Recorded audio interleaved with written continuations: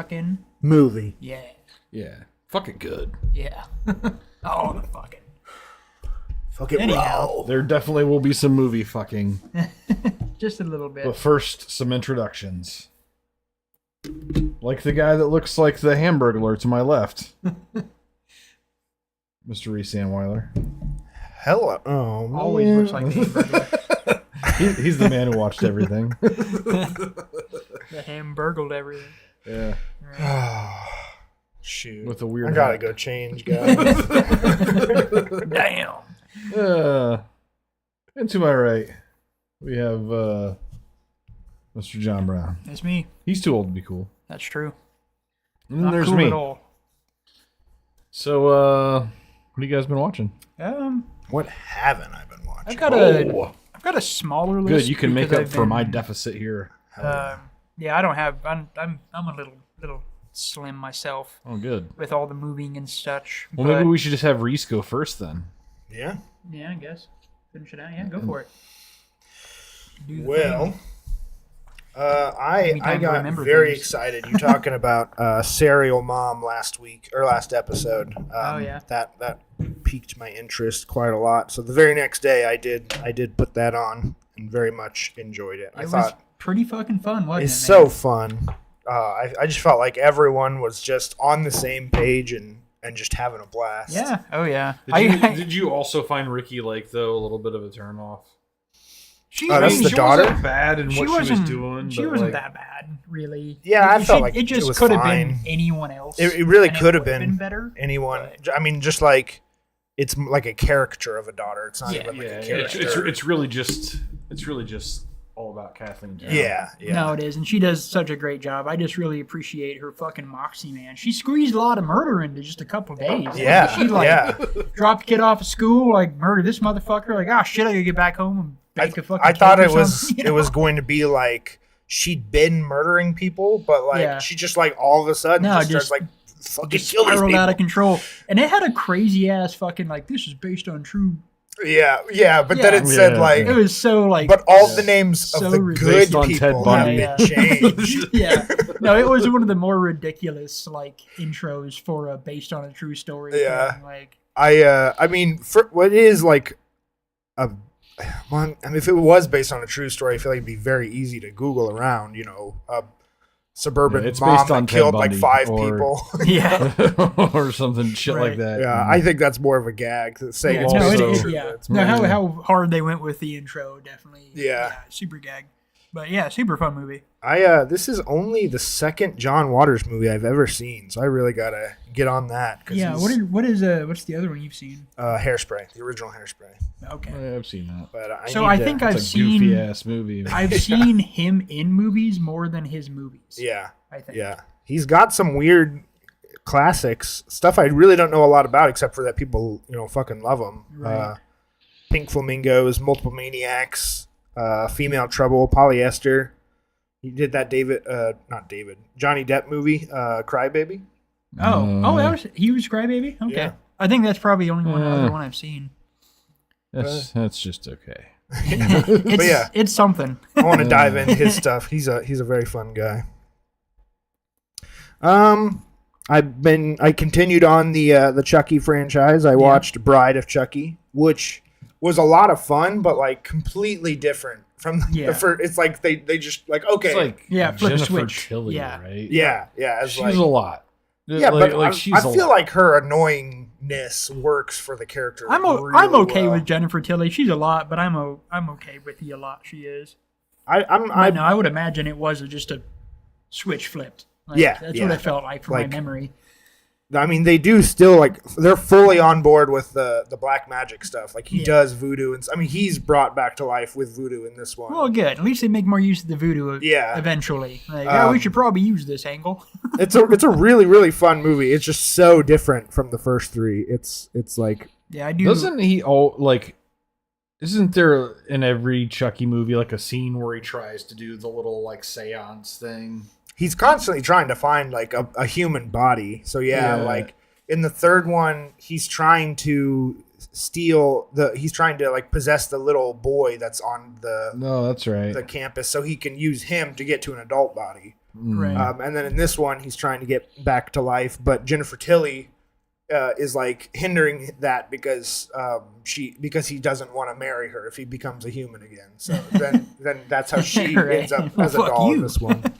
It's still a blast. Yeah. So I'm still looking forward to the next one. Yeah, which I have is- never seen that one. I know I've never seen that. I have Yeah. seen I that missed one. it.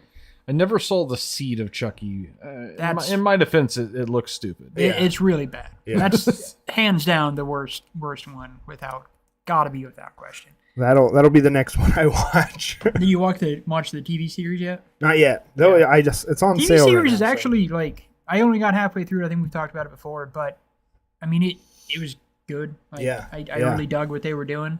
Aside from the concentrated teen drama, everything outside of that was very enjoyable. Yeah, I'm not sure if I want to jump on it now or if I want to finish all the movies first before I Right. watch it. Yeah. I'm sure it's not going to be like really held down by a lot of No. continuity and stuff. Well, I mean, it is the character, and it's voiced Yeah. by him, and it is so. I mean, that's what I liked about it is they're like, take a little bit more time with the character and fill him out some more, Yeah. which is kind of cool. Then I finally got some friends together and continued on the Francis Ford Coppola train this year and watched Apocalypse Now. And okay. I think that's my favorite Vietnam movie. That movie's incredible. Have Yeah. you seen it? Oh, a long fucking time Yeah. ago. It's been a minute. I love it. What I really love is Marlon Brando. Yeah. I think gives a chilling performance Yeah. despite having almost no screen time whatsoever. The first I don't know 80% of the movie. You don't see him. Yeah, it's like It's just 2 hours you into get, the you movie get a before tape he shows up. recording, and A lot of that pictures, that yeah. tape recording is talking about like a snail slithering across a razor blade or something. It's just really chilling stuff. Yeah. It kind of that always gave me goosebumps. Made my hair stand up when I heard that. Yeah, I fucking loved it. It's like as close as a movie can get to being like a supernatural horror movie without nothing really supernatural happening in it. Yeah, it's one of my favorite movies. I've always dug I've never done it, but I've always dug the idea of doing a double feature, starting with Platoon and then doing Apocalypse Now, because they are very similar films in a lot of ways, and they both follow a sheen, through Vietnam. So I watched the theatrical version. I'm assuming it's probably what you guys have seen too. I'm sure. My brother, this is one of my brother's favorite movies, so he said I had to watch the theatrical version first. Really good cast. Dennis Hopper. Oh yeah, the cast plays is incredible. There's a lot of guys that play a small role. Yeah, Lawrence Fishburne is in it, and I did not remember that he was still going by Larry back then. Yeah, and he's like a 16-year-old, and he lied about how old he was Yeah. in the movie Because they're introducing Larry Fishburne. Yeah, Robert Duvall's character I thought was kind of fucking badass. I think Robert Duvall has some, I don't know, he's got some screen presence that not a lot of other actors have. Yeah, he's a very unique experience, man. Yeah. He carries some shit. That one, Very integral part of The Godfather. The The fact that he wasn't in The Godfather Part 3 didn't Yeah. take a lot away from it. there's even that family movie about the lions. Or about having a lion. Secondhand Lion. Oh, Secondhand? yeah. Yeah. I Like never that's saw that one. Yes, really yeah, fucking he's good, great in that. Really good. I Just saw that solid. film. Yeah. That's actually a really fun, Yeah, no, it's a solid movie. family movie, I guess. Yeah. It's a family movie. That's why I never saw it. Yeah, but it's not like a kidsy movie. It's not a kiddie movie. It's just a family-appropriate It's just a movie. family-appropriate movie. There's that distinction. It's an important Yeah. distinction. I mean, it's Michael Caine and Robert Duvall. What's not to watch, you know? right? Who else? Was Oh, it Haley Joel Osment in that? yeah, I believe that was That's like a negative for the. that was his that's a last net child negative. actor. I think he was his voice was cracking in that one, and then he had to take a break after. I like how he's still doing B movies now, and he weighs 400 pounds, and He's definitely not weigh 400 pounds. He did, grow up like a normal person, not Yeah. like a a billionaire, but billionaire he seems to be like a really fun guy. He grew up and let me down like every other human being. No, I don't remember him in Tusk. He's the main guy's like podcast co-host. Oh shit! Okay. And John's like, oh fuck, he is 400 pounds. Well, I mean, I didn't recognize him. So. He was in The Boys, the first season of The Boys. But yeah, who else? Oh, Harrison Ford was in it for like 2 scenes. Because if you didn't know, Harrison Ford is a nepo baby. He is like the godfather of Francis Ford Coppola. Yeah. The Ford in Francis Ford is in fact related to Harrison Ford. But it kind of surpassed my expectations because I was expecting a good movie, but it was pretty fucking incredible. That's a great movie. I love that it's movie. been a long time. I need to watch that again. I don't know what you're doing Friday night, man, but I mean, you might be moving. Are you moving? I mean, hopefully some things will be moved, and maybe we can. First thing, couch. Second thing, TV. Couch, TV. You got the couch covered. It's some way to stream something. and a lighter. I mean, hey, if you want to help me move a TV, we should watch Apocalypse Now.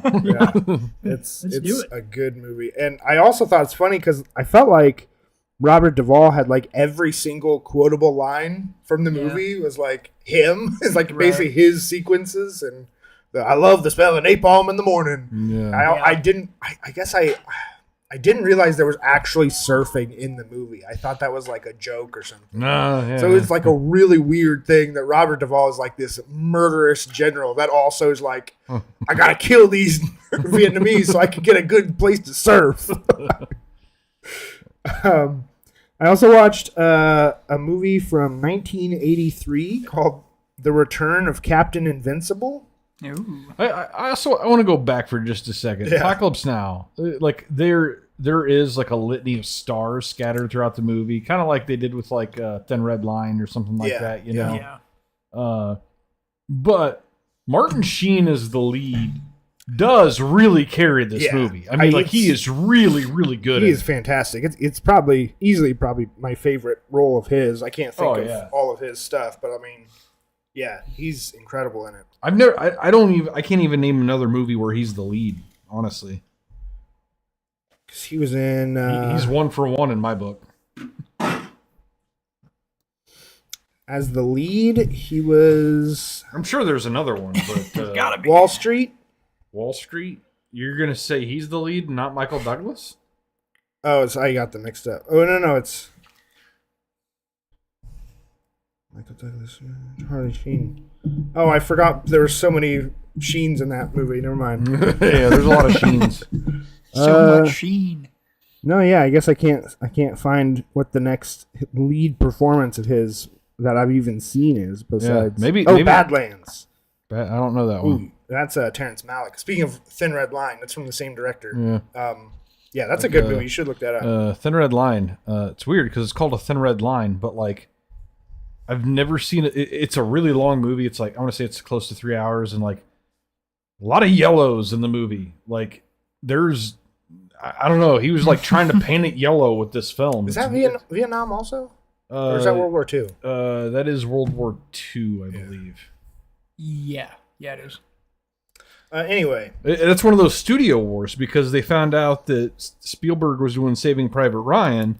So it's like, oh, we need to do a big war movie to match it. I remember it flopping super hard because Saving Private Ryan was way more of a crowd pleaser. Yeah. It is more of a crowd Terrence pleaser. Malick is like Thin Red Line an artsy has some filmmaker. Very positive. I don't think I've ever actually watched it, so I really do want to watch it. It's a good movie. Think Saving Private Ryan is pretty fucking good. It's got movie. some. It is, yeah. It's a little more psychologically wrenching. There's this. The one memorable part for me is there's a dude who's like writing. He's like exchanging letters with like his sweetheart, his wife back home or whatever, and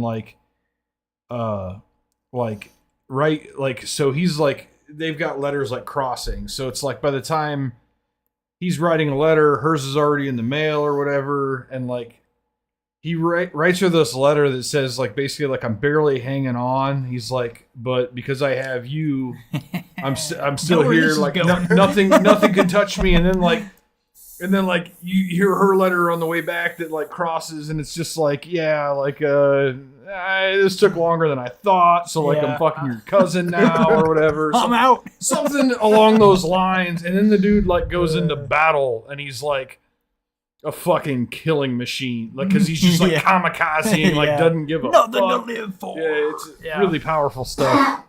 No, I've always wanted to watch it. I've just never got around to it. No, I feel like if a It's studio, a really boring movie, and I mean that in like a positive, Yeah. like light. It is a No, it's okay. It's a long when- draw. One of the movies I'm going to talk about is like kind of like a long drawn out thing, but had a similar feature to the movie that you talked about last week. Watching, can't never remember the director's name, but it was like the babysitter kind of a thing gone wrong. yeah. Where just like even though there wasn't much going on, time passed so fluidly. Yeah. No, boring movies can do that, and that's actually like kind of my favorite experience sometimes. Yeah. You know? Those movies that you have a hard time recommending because like it's like, well, you're gonna be bored for 2 hours, but you're gonna like it. I always thought that about the You're okay Insider, with it? Russell Crowe, the Insider. That movie's like really good, but it's like I'm not gonna recommend anybody to watch it. Yeah. Like it's slow as shit, man. Yeah. Like, No, if a studio made a long Thin sipper. Red Line in response to Saving Private Ryan, this is Zootopia version. I feel like that's a studio one in response to Titanic would make The Lighthouse. I feel like that's like the equivalent. It's it's such a different vibe. They're both great movies. No, it fits though because that's how it works. Like so, like You gotta try to do something different. it's like the Bugs Life ants thing. The movies could not be more different. But the fact that they started like they found out Bugs Life was being made, started late, got their movie out first. Like that's the thing that they do in Hollywood. Which I feel like just pisses everybody off. That nobody goes like, oh, well, I'm glad this Ants movie came out, and now I don't have to go see that one. They're just like, why are there 2 fucking Ants movies coming out? Well, hey, I will say there was a very different though too, because Ants. That's all about socialist revolution, and so I'm clearly a fan. Speaking of movies that nobody needed, I do have some movie headlines. So when we get through the been watching portion, Okay. I've got a few headlines that are really fun. Oh, did you guys see? There's a new teaser trailer out for Nosferatu. Oh, I didn't watch it, but I did see that there was something available. It's very, very good. Yeah. Anyway, the return of Captain Invincible is let's talk about that. Alan Arkin comedy where he's like a Superman type character who then gets caught up in the Red Scare and then retires and then comes back in the 80s to save the world. Okay. Super dorky. Super dorky. Yeah. I think I don't know what the timeline's like, but I feel like it was made in direct response to the Christopher Reeves Superman. It feels like there's a lot of jokes that are like poking fun at like scenes from that Superman movie. And say what you want about superhero movies, those movies are kind of underrated. I think the Christopher Reeves Superman movies are not that bad. The first two, even actually just the first one, I think is pretty good. It's just still, it's pretty boring for a Superman movie, and I'm also, to this day, I get annoyed where the person that we always want to put Superman up against is Lex Luthor. And, like, you have the strongest person in the world, and you put him up against somebody he's not going to get in a fist fight with. Like, it's not that interesting. But Lex Luthor... Well, he's not going to get in a fist fight with him anyway, because Superman doesn't hurt people. That's what I'm saying.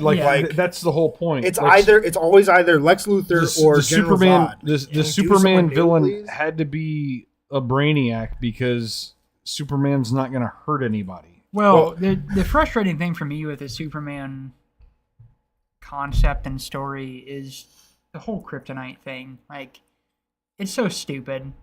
Like, this shit... He got to this planet on a fucking rocket ship when his planet exploded. Yeah. But somehow the pieces of his planet exploding got here before his fucking rocket ship. And everyone just has it. It's just there. Well, there's different versions because, like, if you're going by the Christopher Reeves, everybody doesn't just have it. Like there's very little kryptonite. Well, still, it's just a stupid mechanic. Yeah. Like, oh, he's got this invincible guy, but there's this thing that. I mean, anybody, even if they have to work for it, Do we want to just talk shitty. about It's just how stupid. brilliantly written the Superman character no, is? I don't really want to, because I will shit all over this American propaganda. Powerful man. His name is Superman, and he lives in a large city called Metropolis. Yeah, no, he's from a small town called. It wasn't called Superville. Smallville. So. No, it's pretty fucking bad. His weakness is a mysterious mineral called kryptonite. Now, what actually kind of surprises me that's not been done yet is like, how do we not have a movie that's the Doomsday Superman fight? Well, that's what the Batman versus Superman ended up being. It was just so rushed. It was like terrible. I mean, Doomsday was in there? Doomsday's in it, yeah. Oh. But like not it should be the whole comic, fucking not the movie. comic book way. He's like a weird. I think Lex Luthor is trying to clone General Zod, and he ends up making Doomsday. Well, that's just not. No. All of the Zack Snyder movies are terrible. Zack Snyder is just pretty terrible. I'm just gonna... Zack Snyder, that fucking guy, man. What an ego on this guy. Dude. He remakes a movie that he made, yeah, because he didn't like the cut or something. Well, dude, like, I'm pretty sure I told you guys about movie my effort to watch longer, the twice as second long. part of that Netflix movie. That was the shitty, like leaning on the Rebel Moon. Yeah, leaning on the Seven Samurai formula. Yeah. Like I tried to watch the first part was like, because I was like, hey Dustin, check this out. This is like play on the Seven Samurai thing. This is cool. I was like, oh, it's Zack Snyder, and I'm like, didn't connect who it was, and then as soon as I watched, I'm like, oh, it's Zack Snyder. Oh, yeah, this is rough. And I get through that movie, and I'm like, like, it was not good, but this is a man who he's got talent. He just can't help himself. That's what it is. I tried to watch the second part when it came out, and like, the first 20 minutes were just slow motion wheat harvesting, and I'm like, fuck off, man. Like, fuck off. Like, what do we do? It's just, there's so much ego. I feel like if he was a cinematographer for a director, sure. I bet that probably makes some fun stuff. But he's like, keeps trying to make his own stories, and it's like, the big man punched the big man, and then the explosion happened. And look how slow it happened. I'm gonna make sure you see every piece. It happens slowly, but then it slows down more. Yeah, no, fuck that shit. Yeah, God. I was watching a trailer for a new Netflix animated show, something. I think it's called Something of the Gods or Thunder. Oh, yeah. Something like that. Oh, it's his, isn't it? It's his. I was watching the trailer and I was like, okay, cool. I'm always kind of annoyed at how much adult animation we get that's just like the dumb comedy. I wish we'd get more people. More like Castlevania shit? Yeah, adult drama animated shows, because like you have no limitations with what you can do. And so I was getting excited for it. And then it says, from the mind of Zack Snyder. And I just shut off the trailer immediately. Like, nope. I'm out. We've been here before. Yeah. I know what this is. More time on this. Yeah, fuck that guy. For sure. There's only a handful of filmmakers that I'm just flatly like, fuck that guy. Yeah. He's one of them. Well, and there's also like people who like his stuff are just pieces of shit too. So it's like there's nothing good. Whoa. Shots fired. Yeah, Jesus, man. Like, well, just like, because like you just cut our 7 listeners down to 3. It's like, because it's the people who they can't just be mad at like the fact that the original theatrical Justice League movie was bad. It's also then like, well, then they have to bring race into it, and then like, well, it's also woke because you were trying to make it like cool for girls, and there's a gay character, and just like, and then they bitch and moan and complain and just shit all over the internet, and then the studio goes, okay, guys, don't worry, we'll give your favorite director, $50 million to recut this movie and make it even worse. Yeah. They will never stop making Justice League movies ever. I mean, if we could just get like one fun one. Wait, not Justice League. What's the one that Fantastic Four is the one I'm thinking of. I mean, Fantastic Four. They keep making these movies and they're all bad. It's hilarious. I want a good Fantastic Four. No, you don't. I do. Because they're so fun. You might want one, but you're never going to get one. Best villain. You should stop wanting them to try. I could dig on. There's some stuff in the comic book universe that I could really get behind if it could happen the right way. but I just know that it never fucking will, because that's what comic books are. That's what, like, especially Marvel, DC, like, it's the dorkiest fucking shit.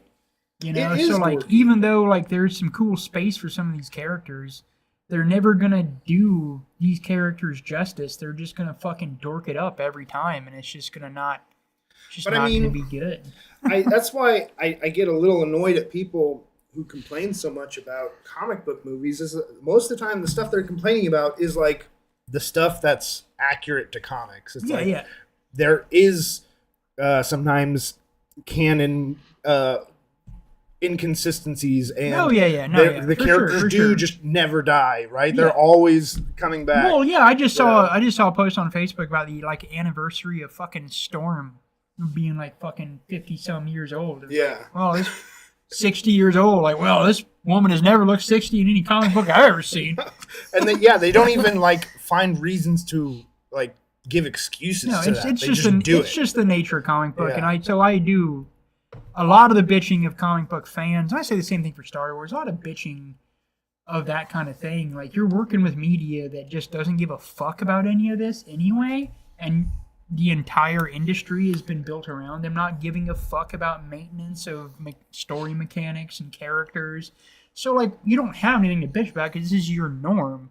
But, like, they could do more with some really interesting characters. Yeah. But, they just won't.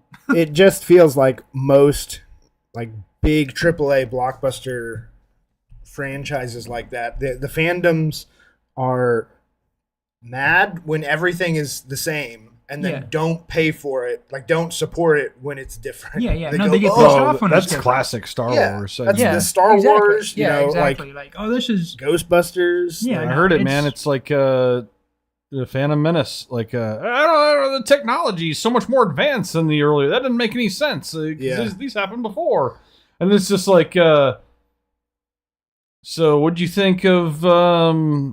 What's the new Force Awakens? The Force Awakens, like it's just a New Hope. Yeah, it's like, you motherfucker, that's what you wanted. They gave you what you wanted. Still not happy. That was one community that I was kind of a part of, because growing up with sci-fi as a kid, like, I dug the fuck out of Star Wars. That community walked me right the fuck out of that whole culture. I was just like, nope. Y'all motherfuckers are just annoying and petty. And just annoying. Like, fuck this shit. Then what they do next? They did Last Jedi, and they changed it, and everyone got pissed off. Like, well, wait a minute. This is different. Exactly. I actually think that's one of the best Star Wars movies by like a lot. But it's just because they did something different. Yeah, I fucking loved Last Jedi. They all hate it because they killed their beloved character. That's what they hate. Like, oh, fuck. He wasn't supposed to die. Once again, he was my childhood. All the comic book fans, they wanted their favorite action figure from when they were a kid to still be the most powerful action figure. When he wasn't, they were like, no, I mean, change me. Mine was He-Man, and he still is. Jumps. Just imagine how pissed you'll be. Nobody's fucking with He-Man. Come out with the He-Man movie where he's dark and gritty and he murdered people and he's a complex character, but he's not a good guy anymore. He's not just all abs and shoulder muscles. An amount of something I'm going to talk about. What else did I watch? I watched His Three Daughters. John, Oh, you also watched thank this. you for saying that. I forgot about that one. Fucking wonderful. I haven't seen this, so... Yeah, Netflix drama, just straight up drama. Yeah. I did find out in an apartment building. That's up my alley. I like dramas. Basically the entire movie is in just this apartment room, flat. Except for so it's a dialogue movie. Yeah. Oh, it's all dialogue. It's nothing but dialogue. I love dialogue movies. Except for like a few scenes where Natasha Lyonne goes out to smoke a cigarette, which is still just on dialogue. On the property. On the property. Dialogue with the prop. Yeah. With the cop, it's like, hey, you can't smoke weed out here. And she's like, well, fuck off, man. Yeah. Suck a dick. But the cast, did we tell you the cast? So Natasha Lyonne, I assume you like Natasha Lyonne. Elizabeth Olsen, and probably who you'll be most excited about is Carrie Coon. Carrie Coon? I don't know who from Leftovers. The lead. Oh yes, Yeah. yes. Oh yeah, she's awesome. Yeah, she is. I'd say the easiest person to be fucking pissed off at in this movie because she's an absolute bitch. But she is. It is the type of movie She where kind of is in Leftovers as well. Yeah. No, But it's a super just fantastic Yeah. expose of just dialogue and connection and just visceral, simple human reality. Yeah, it's fantastic. Yeah, the last scene is definitely like it gets you. I loved it. I didn't really know anything too much about it except for like the plot, which is just like it's 3 daughters sitting with their dad. Yeah. Like as he's going through hospice. I watched that after I watched The Uglies on Netflix. Like, that was fucking trash. You know, watch something good. This seems. You watched a thing called The Uglies? Yeah, it's the shittiest dystopian movie I've ever seen. Zardoz It's a movie? is better yeah, than you The said. Uglies. Yes. Sean Connery. Check out Zardoz. It's Dude. a great film. It's actually not that bad. It's fucking weird, but it's really not that bad. Yeah. It's fucking weird though. But his 3 daughters, fantastic. Have a Australian apocalypse double feature or all quadruple, all of them. There's hundreds, it seems. Just a bunch of Mad Max movies. I told you guys about this one already, but I watched Tetsuo, the Iron Man. Oh yeah. Oh, I need to watch the sequel to that. Just fucking wild. Yeah, I movie. really like. I'd be curious to see what you think of that film. Yeah. It's Me fucking too. wild. It's fucking I wild. also would be curious. It's very, very weird, hard to describe. It's hard to not watch. That's the thing yeah. that I felt about the movie. Like, I had no fucking clue what was going on for 20, 30 I've minutes. not watched it for And all these years. I was just so engrossed. It was just Yeah. like, I literally cannot. I think again, like with his 3 daughters, I was trying to do something. I just stopped. Just put it down. Like, nope, I'm here right now. There were several scenes where I was grimacing during them, but I still did not want to stop watching. Yeah, no, there's a scene where I think one of the opening scenes is that dude just jamming a piece of fucking metal in his ankle. Yeah, he just like slices cutting his fucking leg ankle open. Yeah, and just flays it open, just like jamming shit in there. Yeah. Oh, Japanese people. We love you guys.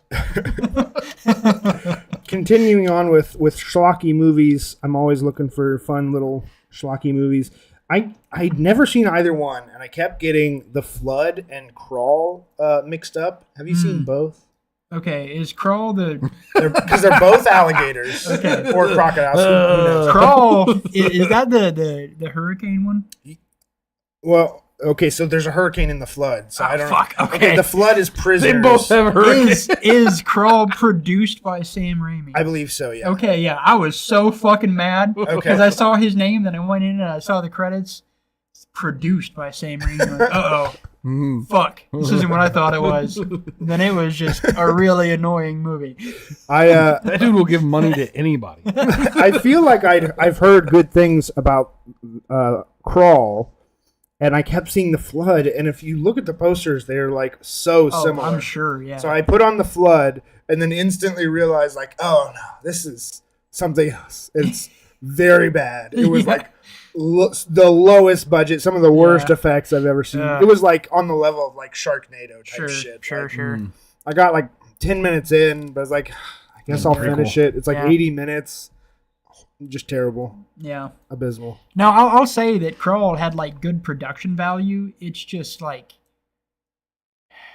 as the prop guy I am, and, like, the guy that bitches about the logistics of a film, like, there's a lot. Yeah. It's just fucking stupid in that fucking movie, man. Like, the movie's resolution is the only sensible thing that could have happened, that they could have done at any point in the fucking movie. Yeah. At any point. The movie resolves like, oh, it's a hurricane. Let's go to the roof and wait for rescue. That would have made They for a could have much done that. shorter movie. I know. God, it's so stupid. Dude, that movie pissed I don't think me you know how off. movies work. You have to fill the running time. That movie pissed me off. No, so I was aware Crawl had somewhat of a budget, and Flood I knew right away. Yeah. Did not have a No, budget. I mean, like, Crawl was like, it's well enough produced. Like, it wasn't a poorly put together movie at all. It looked nice. It was solid. It was just fucking Bad. stupid. Yeah. It was just it was a stupid movie. I don't know if I'd call it a bad movie technically if you really like weigh in on all the different elements of making a film and filmmaking. It might not be a bad movie, but to me it's just fucking stupid. Yeah. Like, well, if you want to watch a worse one, you can watch The if you Flood. want to watch a worse alligator movie, got you right. I finally got to watch Death Becomes Her, which I think I watched the first like 40 minutes of. You've never seen that one before? No. What do you think of that? I thought it was really fun. It's fucking I was fun, like watching isn't it it? like they just kind of don't make movies like this anymore. No, they movies aren't don't. allowed to just be goofy. Yeah, no, they Like do this. not make movies like that. Especially anymore. like Bruce Willis. This is probably Bruce Willis's best movie. Like at performance. He's Uh, fantastic. my in it. only counter to that is Moonrise Kingdom. Yeah, but he's really good. In he's Moonrise Kingdom. very. This is a very different. It's and like he's much more focused on. yeah, he's a like an idiot. And I was always a huge Blind Date fan. Like that was one of those like off the wall like 80s comedies. Now Death Becomes Her is also It's goddamn Meryl Streep so fucking hot in this movie. Dude, I don't. Meryl Streep is just good. Yeah, She's good at everything. But she's been around. You know, she's so ubiquitous. I just don't often consider like. I mean, she is hot even to this day. But like, goddamn, she's a smoke show in this movie. yeah. Now that movie is a gem. It's Yeah. one of my favorite. Like Made me very sad 90s. for the loss of Robert Zemeckis and the Yeah. good movies he made. yeah. He's not dead, but he does not make good movies anymore. yeah. Yeah, very fun. There's also a lot of really great subtle effect shots. Oh yeah, yeah. There's some Yeah, very no, fun there's stuff a they really do. really cool. Like the filmmaking of that was very very on point. I watched a horror movie from a few years ago called Antebellum. John, have you seen this? No, I think I haven't seen it, but that sounds familiar. It's the lead is Janelle Monáe, who's first and foremost a singer, but she was also in Moonlight. If you remember, his not really an adopted mother, but you know the person who's taking care of him, who's older. Is kind of like maybe if this was an episode of The Twilight Zone, like Right. literally came out 60 years ago and was an hour long. Yeah. Oh, It might be good. we're going deep here. But, Missed some marks along the way. Yeah, it felt mostly like problematic. Like Yeah. it's I went into it knowing the twist, and I won't say the twist just in case. But it felt like it was Spoilers for something that came out a long time ago. Yeah. 4 years ago, not that. It's That's cool. But yeah, I wouldn't I really. as recently as 5 years ago called out spoilers on someone because they were talking about an episode of Will and Grace. And I was like, I never saw that show. Spoilers. I didn't know there was a gay character. I might decide I want to watch it. You don't know. But it's half of the movie takes place on a slave plantation, and it felt like just a little too torture porny of slaves. Yeah. and you It's know, never good. there aren't a lot of things I don't think should ever be in film, especially with good context and stuff. There are some things that I really feel like need to be well considered and thought about. Is this really necessary for the story we're telling? Right. And I feel like rape and suicide are really high on that list, especially in a fictional context. If it's, Right. you know, obviously if this pertains to the story. I'm not saying I never want to see these in stories because sometimes they need to be talked about and covered. But like, this is a fictional story. It's written by two men. Like, I don't need to be seeing this stuff. It just really feels like you're just showing us like these people being tortured just for that sake. Yeah. And even more so when you watch the movie. And Yeah, no, it has to be actually Find out relevant to some the story. stuff, I have but- that beef with a lot of things that happen in film. yeah. So It's just porn. yeah, Yeah. At a certain point, it's just porn. I maybe, you know, Google, look into it, read the story or whatever, but I honestly don't think it's worth watching. Then I watched Medusa Deluxe, which I think was billed as a horror movie, which is not really a horror movie at all, but it's also very hard to describe what it is. It's an A24 movie. it's like a kind of a mystery and drama. Right. It's like almost it's made to feel like one continuous shot, like Birdman or Sure. 1917. Right. But honestly, I feel like it's a lot more convincing. It's Yeah. definitely not, because you just can't do that. There are Yeah. hidden cuts and stuff, Yeah, but I'd say the first hour of the movie is like pretty hard to catch where the cuts and stuff are, Right. and not in like a gimmicky way. It's sometimes you do forget to look for it. Yeah. No, I do appreciate that. There was a movie that I watched a few years ago. That one of my favorite hip hop artists did the soundtrack for, that was like presented as that, and of course it wasn't a continuous thing, but if you can get into that mode, if you can just be, if it's gripping enough to keep you there, then it's a wonderful experience. It's really my epiphany movie is Alfred Hitchcock's Rope, and back then film could be shot in 20-minute increments. That was the longest continuous shot you could do. Yeah, and the film was literally 4 20-minute shots. And that's pretty crazy. Yeah, and the transitions in that movie are like, because it's all shot in one room, and it's like somebody who like wearing a black jacket will like walk in front of the camera. Yeah, and like, so that's the transition. Yeah, like literally, it's so seamless. Like.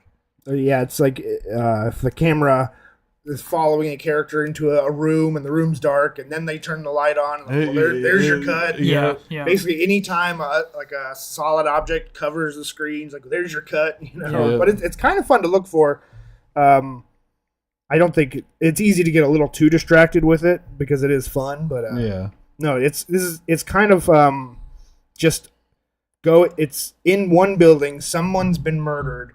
And then everyone's kind of just hanging around waiting and talking about it while the police are doing investigating and stuff. So there's not like an action. That's classic Hitchcockian. Yeah. And then that's so 100%. You're not following one person. It's like Bob walks up to Sue, and then they talk for like 5 minutes. And then Sue walks on to the next room, and then she talks to somebody for 5 minutes, and then someone from that room walks on. I remember an episode of Alfred Hitchcock Presents where a woman bludgeons her husband to death with a fucking turkey, like a frozen turkey. Yeah. And then like the police are all there. Like she discovers her husband dead, and the police show up to like investigate, and like she's very accommodating, like give them access to the house and stuff. They've been working so hard. She fucking cooks the murder weapon and serves it to them. Pretty brilliant. Yeah. But it's I think it's kind of a vibes based movie. I think you really need to just kind of sink into what the frequency of the movie, and just really fall into the world. Right. Very, very interesting. Definitely worth a watch. I got to go to the theaters last week and see a new animated movie. We'll talk about this at the end of the episode. The Wild Robot. Nice. It's I also saw The Wild Robot. Oh yeah? Yeah. What did you think? I thought it was a cute film. I wanted to take my wife. We saw the trailers. It looked fun. I thought it was fun. It wasn't super original. I feel like it's not WALL-E. But like it's definitely got some WALL-E vibes. Got some Iron Giant vibes. It's got some Iron Giant vibes. It's a little bit of all those things. More of a modern take, probably. Yeah. It was a fun movie. Like I had a good time at the theater. It was more kidsy maybe than I was hoping. I would agree on that for sure. It was definitely. I felt geared. I feel like a good family movie is probably geared towards like 10 to 13-year-olds. That's kind of for everybody, but this maybe felt more for like 6 to 10-year-olds. Yeah. I don't know. It was very enjoyable, and honestly, I would assume probably a lot more hard-hitting if you're a parent. But I enjoyed myself. I thought the animation was really, really pretty. Yeah. And like almost every voice actor in it, I did not recognize until the credits started. It's like, oh shit, Lupita is the robot, and what's his name? Pedro Pascal is the fox. Yeah. Yeah. I did pick up Catherine O'Hara as the possum. She was pretty great. The beaver was the one that I don't know the guy's name, but I knew him as the guy from The Thing. He's one of the guys from the movie of What We Do in the Shadows. Yes, it's Matt Berry. He's also Hello there. Yeah. Okay. Yeah. I was just That like, guy. I'm like, that was the guy from What We Do in the Shadows, right? Yeah. And Molly's like, yeah. I'm like, okay, this sounded like him. Yeah. Yeah. Nice. Good time though. The guy was like, bat. Yeah. No, he's so fucking iconic, dude. He's so recognizable. Very recognizable Yeah. voice. Love that guy. His character was pretty cool in the movie too. Like, Yeah. he's just like this like fucking beaver that's been working on like the biggest tree in the forest for like the longest time. And like, so it's like there's this huge like fucking redwood, and he's like chewed like a tunnel like halfway underneath it, you know. Right. And then everyone's just like, this fucking crazy nut, you know. Yeah. Also, I was kind of impressed. They get it. They like because like all of the characters in the movie are just wild animals, and they deal very like blatantly with death in like a very interesting way you don't normally see. As far as like one of the possum characters, like, trust me, I'm a mother of 7, and then you hear like a growl, and then she goes, a mother of 6. Yeah, that was pretty good. Yeah. I don't know. No, that's cool. I thought it was a successful film. Like I didn't walk out of the theater like unhappy that I saw it. So Yeah, and I mean the fact that it even got you in the theater. Yeah. Period. Is Mr. Anti-Animation. Yeah. So. Also, I don't know exactly why, but Pacific Rim got re-released in theaters. Oh, because I feel like we need to talk about that. Well, it came out in 2013, so it's not even like a significant anniversary. I don't know, but I got to go see that again, and that movie's just fucking blast. In a theater, it makes sense. Like, I'm not a big. That's Michael Bay, right? No, that's Del Toro. Oh yeah, that one is Del Toro. Yeah. No, it's dorky as hell, but like, Yeah. it is Del Toro holding a giant robot action figure and Yeah, a giant yeah. Godzilla action figure, and just smashing them Yeah, together. Yeah. But he is a very talented filmmaker, and he makes it look very good. Now, seeing that in theater would be. Yeah. Yeah. He does. I don't know. It feels like it wouldn't be that hard, but he does scale with as far as making these robots and monsters look, Right. 500 feet tall. He Right. does it better than like anybody. Yeah. Just every single shot, these things look impossibly huge. Dude, talking about family animation, his series on Netflix, Troll Hunters, and Yeah. everything that turned into, like, that shit's really cool. Like, Yeah. there's like, His Pinocchio was really good too. the Troll Hunters, man, like, it started with Troll Hunters, and it was like 100 between that and 2 other shows that he created a universe in, ending with a movie. It was like 100 plus episodes of shit, ending with a film, and it was like, it's a I've never fucking seen cool that, experience. but Molly's really into it. So Yeah, it's good. The movie was really, to tie it all together, was really good. Yeah. Yeah, I like Del Toro, and I mean, I know Pacific Rim is pretty lowbrow, but it is of the kind of movies it is. it's It like is the what it best is. I there didn't is. realize it was Del Toro. My biggest beef with that movie is just prop shit. But it's fine. Speaking of Del Toro, I think I mentioned this last week. That he's working on a live-action Frankenstein with Oscar Isaac as Victor Frankenstein. If you remember, you did see Saltburn, right? Mm-hmm. Jacob Elordi. Oh, you know him from Euphoria as well. yeah. He's playing the jock guy. Yeah, he's playing Frankenstein's monster. Mm. Other Isn't people. there another Frankenstein thing coming sometime soon with the Yeah, Jonas? it's directed by a woman. We just talked about this. So I don't get excited about they're doing a Frankenstein because they did the movie perfectly in 1931. Yeah, And then so they failed at trying to do it again like 13 times since then. So Yeah, why would I get excited? what about a Frankenstein movie? the one that's called Mary Shelley's Frankenstein? That movie's not good. That Really? movie I is haven't seen trash. It is I haven't seen it trash. either. Or maybe I did when it came out. No, and I dude, was like, it is not a or good film. something. You will not be entertained. But I mean, the cast: Oscar Isaac, Jacob Elordi, Mia Goth, Christoph Waltz, Charles Dance, and Ralph Ineson. I'm excited.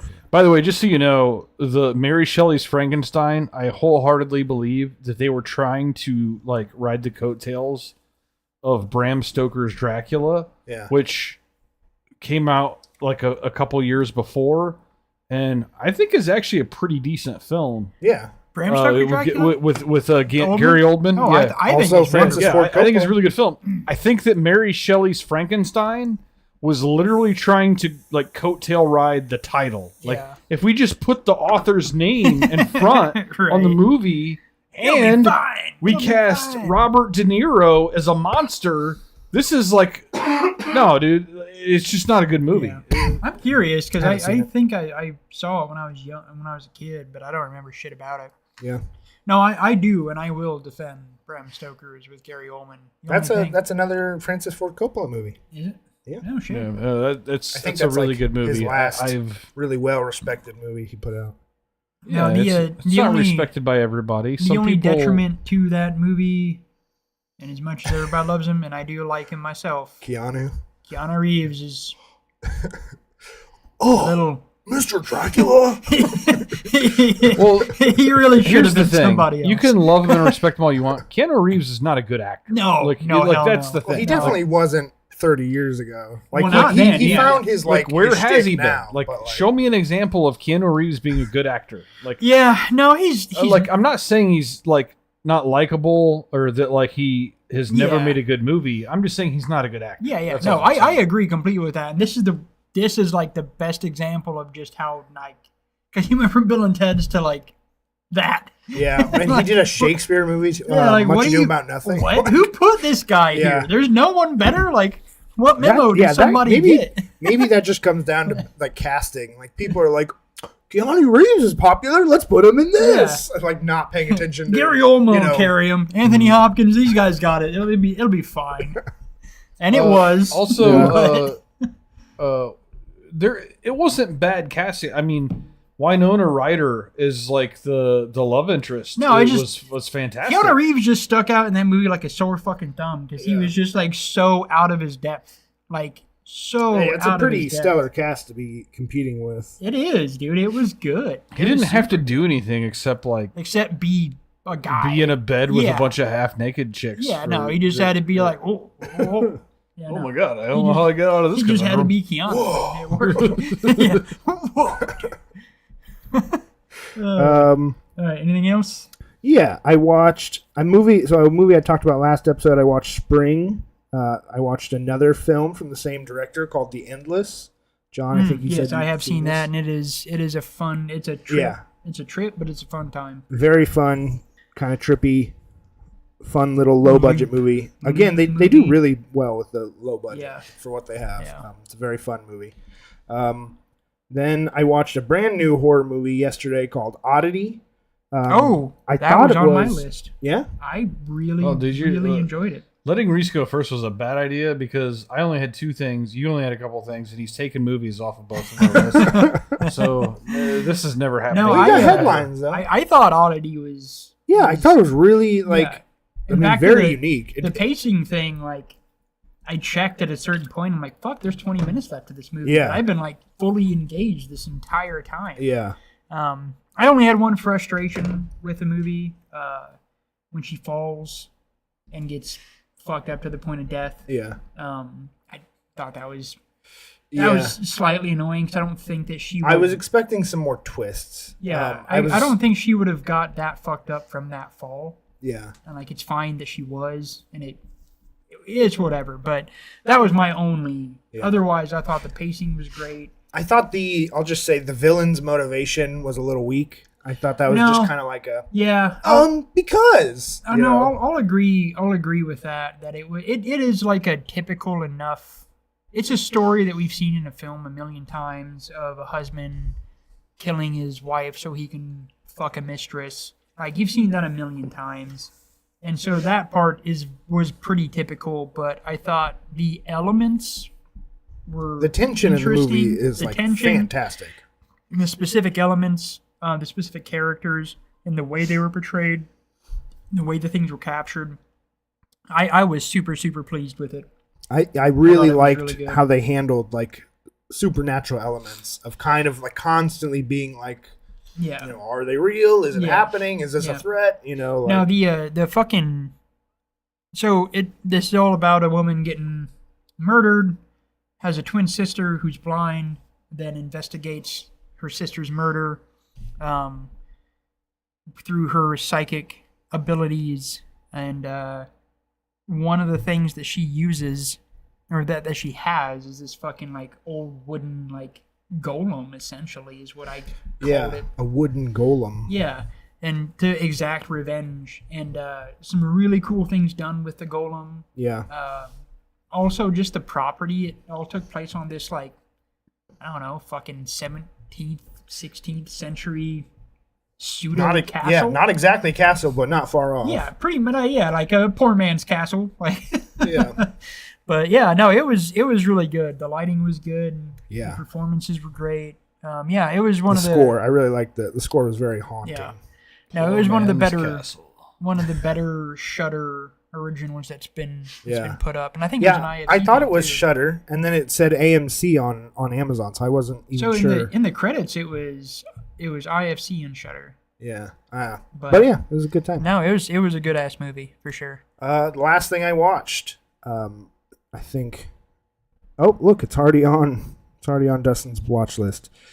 So this is from Akira Kurosawa's son, Kiyoshi Kurosawa, 1997 Japanese horror film called Cure. Yeah, it's been on my watch list for a while. Yeah. Fantastic, incredible, amazing. Nice.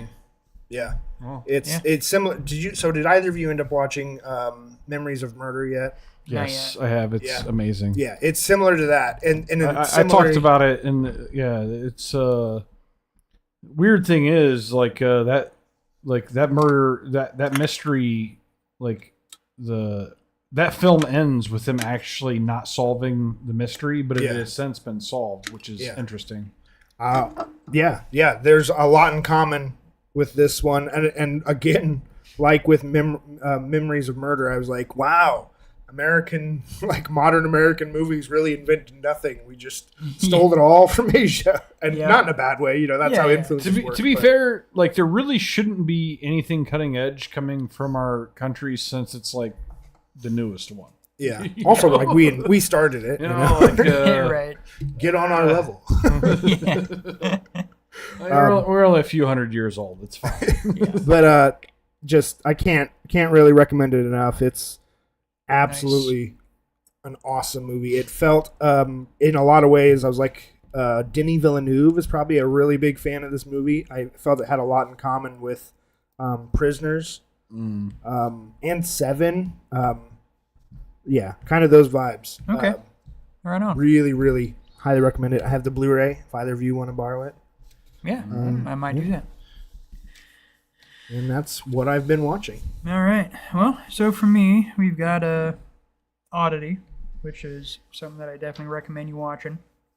As mentioned on the teen scale, I watched the Uglies movies, which is one of the worst. I guess it's not the worst. The movies, plural? No, movie. It's brand new. Movie. It just came out. Yeah, it's just. I know what it is. I've seen the ad for it on Netflix, Yeah, and I it's knew just it a was movie. that's a terrible title. I'm not watching that. Yeah, no, it's. And John's like, I'm checking this out. I don't hate. It was on a whim. I will watch any dystopian film. I just love dystopian shit, so I'll watch any of them. I assumed it was probably not great.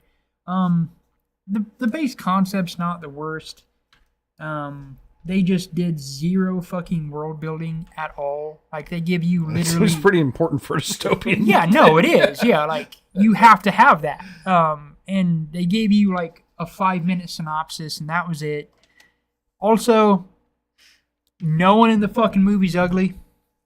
Gotta say that's just kind of an issue. The whole bit is it's. I just figured there was a lot of sex in it. It was bumping ugly. It's all teenagers, I think. It's whatever. I get the idea that there wouldn't necessarily have to be people that are literally ugly because it's a social construct of ugly and pretty as a means of social control. I understand that. But still, when every character is just fucking handsome and you're naming the movie Uglies, it's just kind of stupid. There should at least be a mole or two amongst the faces of the people that aren't pretty. They just paint one giant hairy mole on each character's face. I would have fucking bought it. I'd been like, let's go. Ugly. But no, like the base concept is whatever. It was nothing but fluff. It was nothing but fluff and just teen drama being teen drama and like not a good resolution. It was a piece of shit. I don't recommend watching it. On the teen scale, I started watching a series on Netflix called Midnight Club, which I do not dislike. It's about a bunch of cancer or dying kids at a hospice that seems to be haunted somehow. If it's not too late, I'll say don't get attached. I think it only has one season and got canceled. Yeah. It wasn't like it's actually not too bad. Like I dig the premise. I dig the performances. Everyone does a good job. It kind of suffers from like all these kids are dying from cancer. They don't really seem to be. They seem pretty fucking spry. No one's ugly. Yeah, they're just going about their business in this spooky old house. Just every once in a while, turn to the side and go. Yeah, basically, and like one person died. You know, that is from the same showrunner as House on Haunted Hill. Oh, is it? All of those. Okay. Haunting of Hill House. Sorry. Haunting of Hill House. Yeah, no, it's like. Haunting of Bly Manor, it's whatever. It's honestly pretty solid. Like I do enjoy the story. I think the story is pretty decent. So yeah. I think it's worth checking out. There is that, like none of these young people that are dying from cancer seem to be dying from cancer, but the rest of the story checks out. The rest of it checks out pretty well. Something I watched a while ago that we had talked about on stream was Parents with the Quaid. Yeah.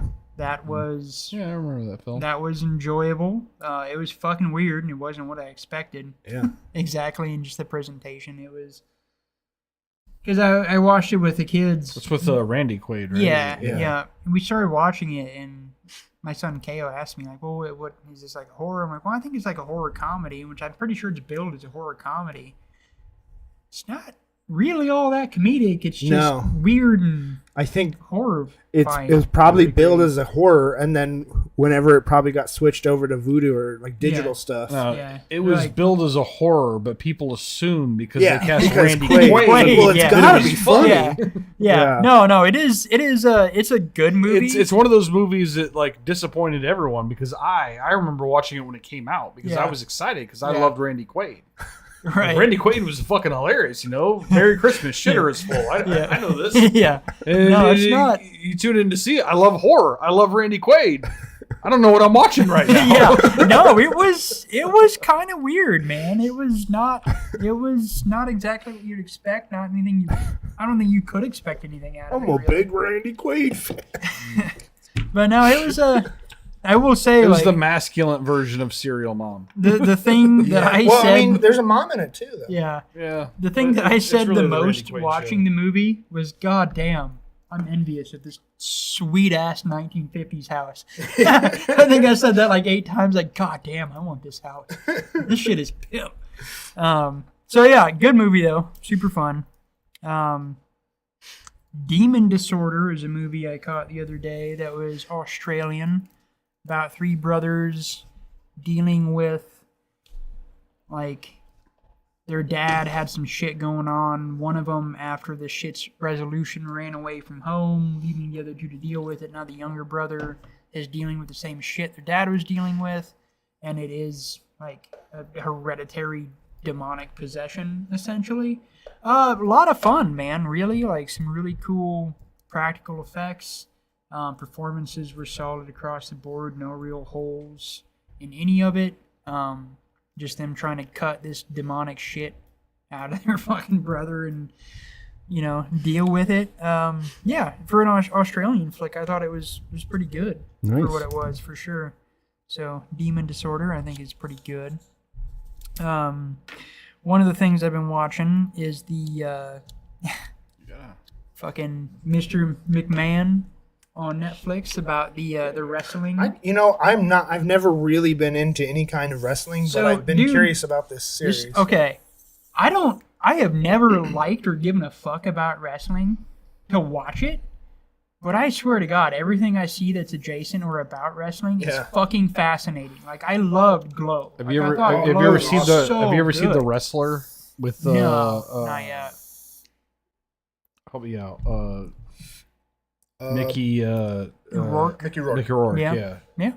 No, no, it's super interesting to watch, really.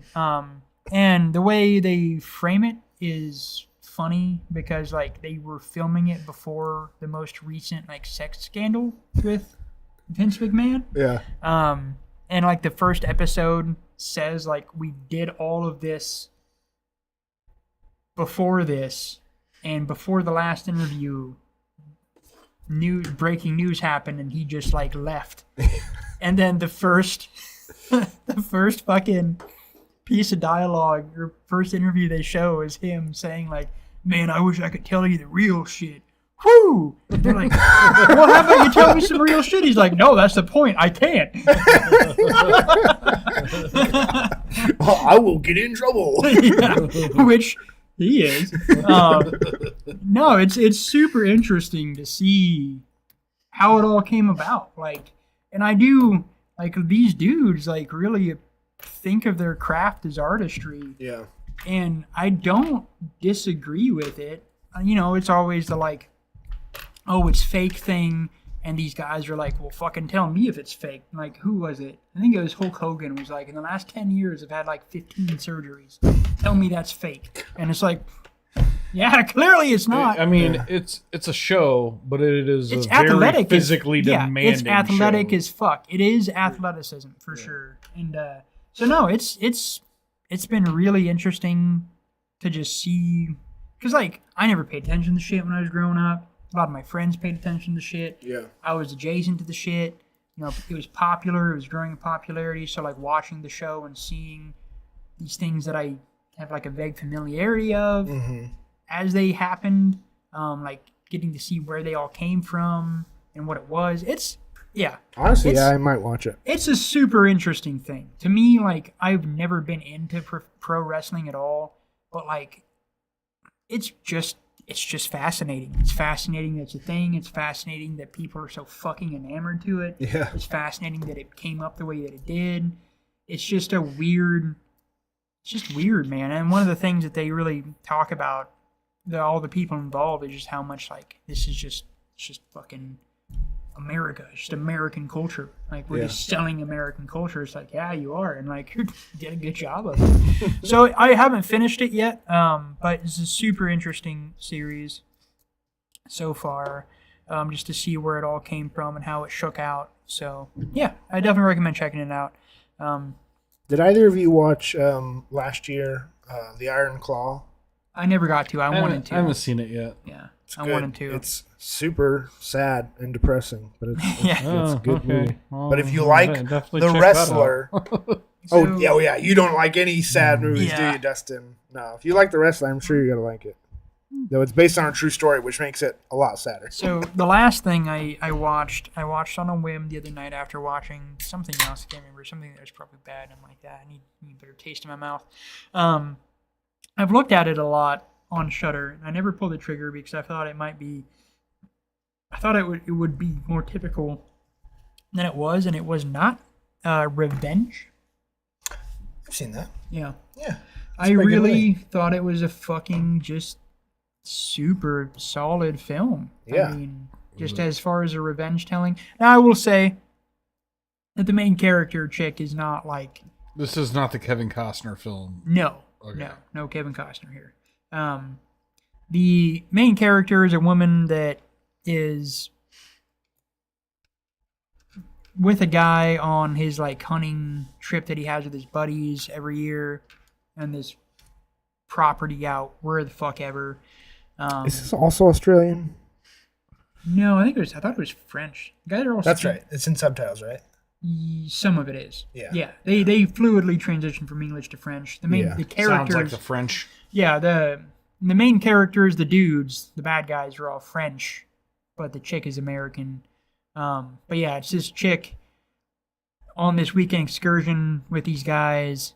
One guy just, they're all like middle-aged married dudes, and why the chick is not innocent is there is a scene where it just shows that she's fully aware that the guy she came with has a family and she's okay being an affair. Mm-hmm. So, but basically, dude brought the chick along to have an affair before the hunting trip with his buddies, and then when his buddies show up, she's supposed to be gone, but is not, and then she does some dancing around to provoke a dude to be a piece of shit. Other piece of shit guy rapes her. She asks the guy that brought her there to, call the helicopter, get the fuck out of there. He does not. Then she tries to run off, and then they fucking basically just abandon her in the wilderness, shove her off a cliff. She gets skewered by a fucking tree, which that was the unrealistic part, was the tree thing, for sure. The tree wasn't ugly. So she gets skewered on this tree, and like it's not necessarily the survivability of this thing that's the bullshit part. Is that like the bullshit part is her escape from the tree. She wakes up and she's like covered in blood. Actually, her waking up was a dope scene because it goes from her being thrown off this cliff and being skewered to this close up of this ant and like blood falling down and like just fucking like war movie level audio of just like and this ant just trying to fucking like survive this onslaught of falling rain blood drops. But she like has a lighter or can get a lighter, and then she just gathers up some like I don't know. I don't even know what to call it. Like it looked like shit that you would buy to start a fire. Kindling? Yeah, a little bit of like super fucking shrubbery. kindling, and just stuffs it by this bush and lights it on fire, and in like seconds flat, the bush collapses. Or like the fucking branch / tree collapses and she's free, and it's like no. I really wanted there to be a 15-minute scene of the bush burning. No, I don't want that scene, but Jesus Christ, like how lazy can you get? Again, prop guy here. Like, fuck. Like, just... She should have just thrown her weight. She could have fallen off the fucking thing. Like, that would have been fine. There's a million other ways to write that scene than what she did. But, no, all in all, though, like, as a telling of revenge, fantastic. A lot of the camera work and shots, awesome. Really, really enjoyed the movie. Just, solid across the board, really. I don't know why it took me so long to watch it, but I was very satisfied in the watching. And just some really, like, when she's getting raped by the one creepy guy, the other friend comes in and, like, sees this happening. And there's this moment where, like, the guy's, like, mid-rape, and she's just like, oh, God, help me. And this other guy who's, like, like a fucking, 250-pound middle-aged dude munching on some bullshit, and like super close up, super high intensity audio of him like crunching on some fucking snack, and then he just walks out. But yeah, no, there's some very good filmmaking there. Very good revenge movie as far as revenge movies go. I mean, I thought immediately thought it better be with that title. Yeah. Right. No, yeah, they delivered. They delivered because there's a lot of these movies out there, and I would say the movie delivered. This director, her name is Coralie Fargeet. I don't know. I don't think that was right. I don't think that's right, but Google it. Google it. She's got a movie in theaters right now. Unfortunately, not in Warsaw because I haven't been able to see it. Called The Substance. The Substance. It's apparently like people are saying it's very David Cronenberg-esque, but it's a kind of a body horror movie. It sounds really good. I'm really wanting to see it. This sounds like it's inspired by The Stuff. I mean, maybe. It might be. I mean, it's got Demi Moore in it, but haven't seen her in a long fucking time. And Dennis Quaid. I have not quite. The fact that this is in theaters the same time as Reagan is kind of hilarious to me. But I really want to see The Substance. Yeah, that's interesting. Yeah, no, now I want to see it because I feel like it's just a modernized version of The Stuff. Yeah.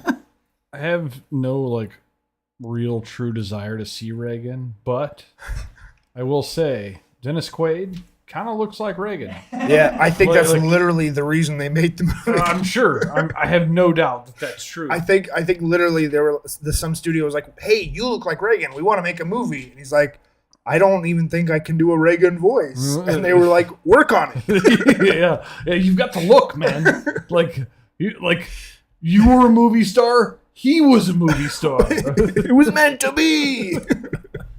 I have an old friend that told me once upon a time he saw a movie starring Ronald Reagan, and it was one of the best movies he ever saw in his life. And I tried really hard to recollect with him what that movie could have been. We actually went through his filmography, and we could not decide what the movie he saw was. But he swears that one of his favorite movies was starring Ronald Reagan. And it wasn't the monkey one. What it is? It was not the. It was not the Bonza something. Bedtime for Bonza. It was not that one. 100%. It was not that. There was no monkey. He said. Anyway, I assume John's done with his. Been watching. I have take it away. Very little to add. I saw Rebel Ridge, which you both have talked about in previous episodes. Were you satisfied? You guys sold it as like being like Rambo. I told Molly, I'm like, hey, the podcast guys recommended this movie. It's actually kind of like she's like, what's it about? I'm like, they said it's like Rambo.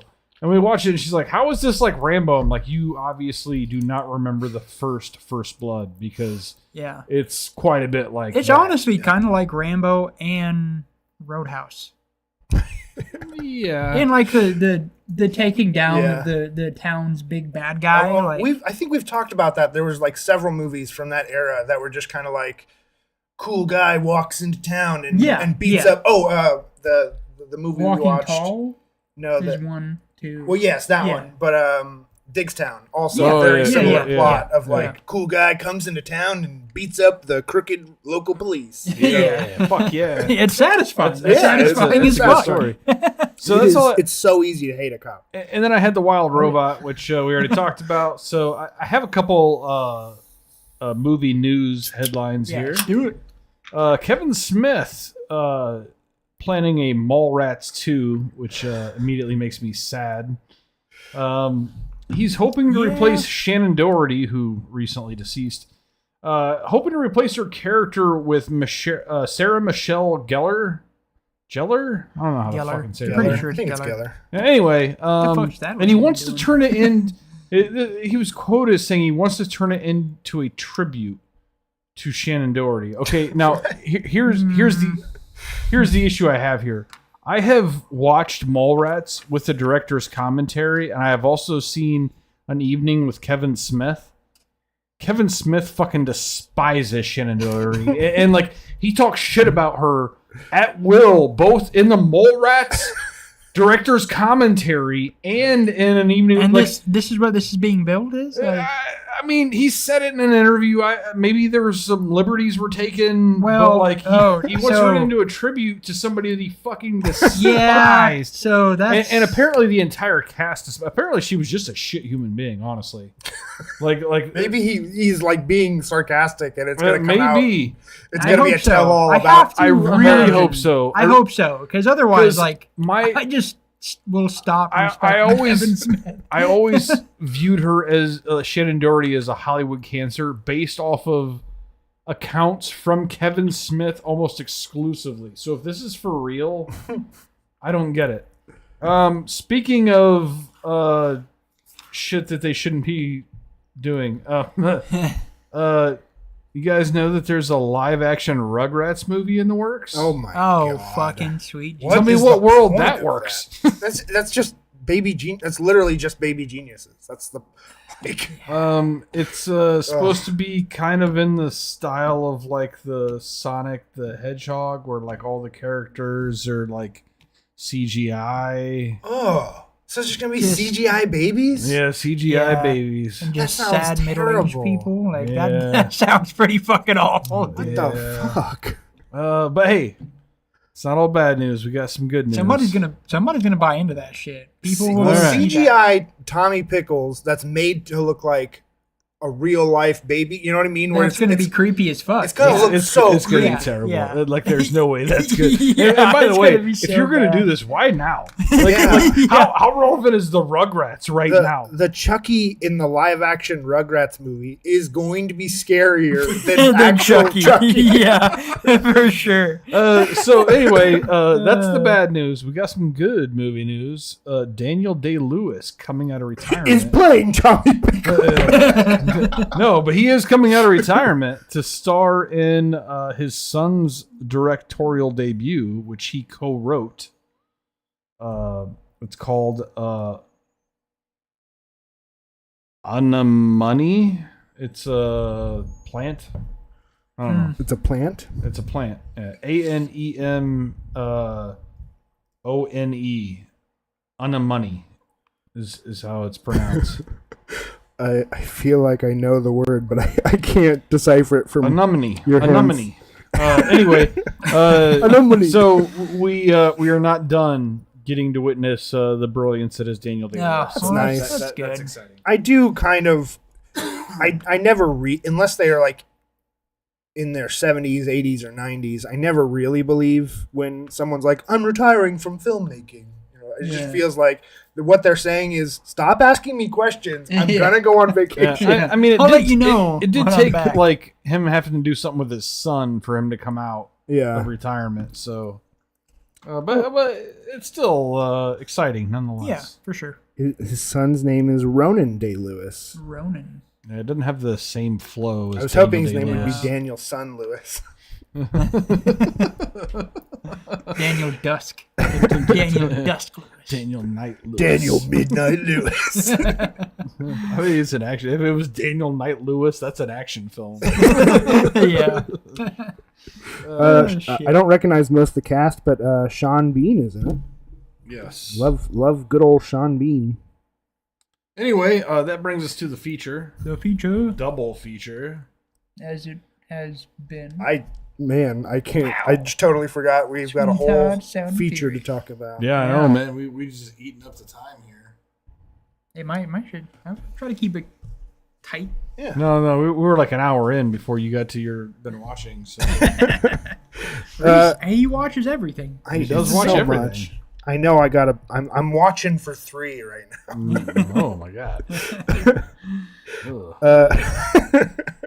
So my picks this week were Sweeney Todd, the Demon Barber of Fleet Street. It's a long title. Directed by Tim Burton from 2007. This is streaming on Amazon, right?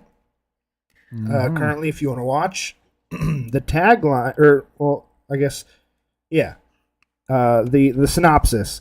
The infamous story of Benjamin Barker, a.k.a. Sweeney Todd, who sets up a barber shop down in London, which is the basis for a sinister partnership with his fellow tenant, Mrs. Lovett. Really reopened a barbershop, technically. Yeah. Because it was his barbershop. Yeah. Based on the hit Broadway musical, and the tagline is, "Never forget, never forgive." Very generic. Could go to 100 million movies. Yeah. That's not good. And then, I think we'll probably just talk about them kind of back and forth simultaneously. The second film is Sturgill Simpson Presents Sound and Fury from 2019, directed by multiple people. A lot of people, and I'll probably butcher all. Okay.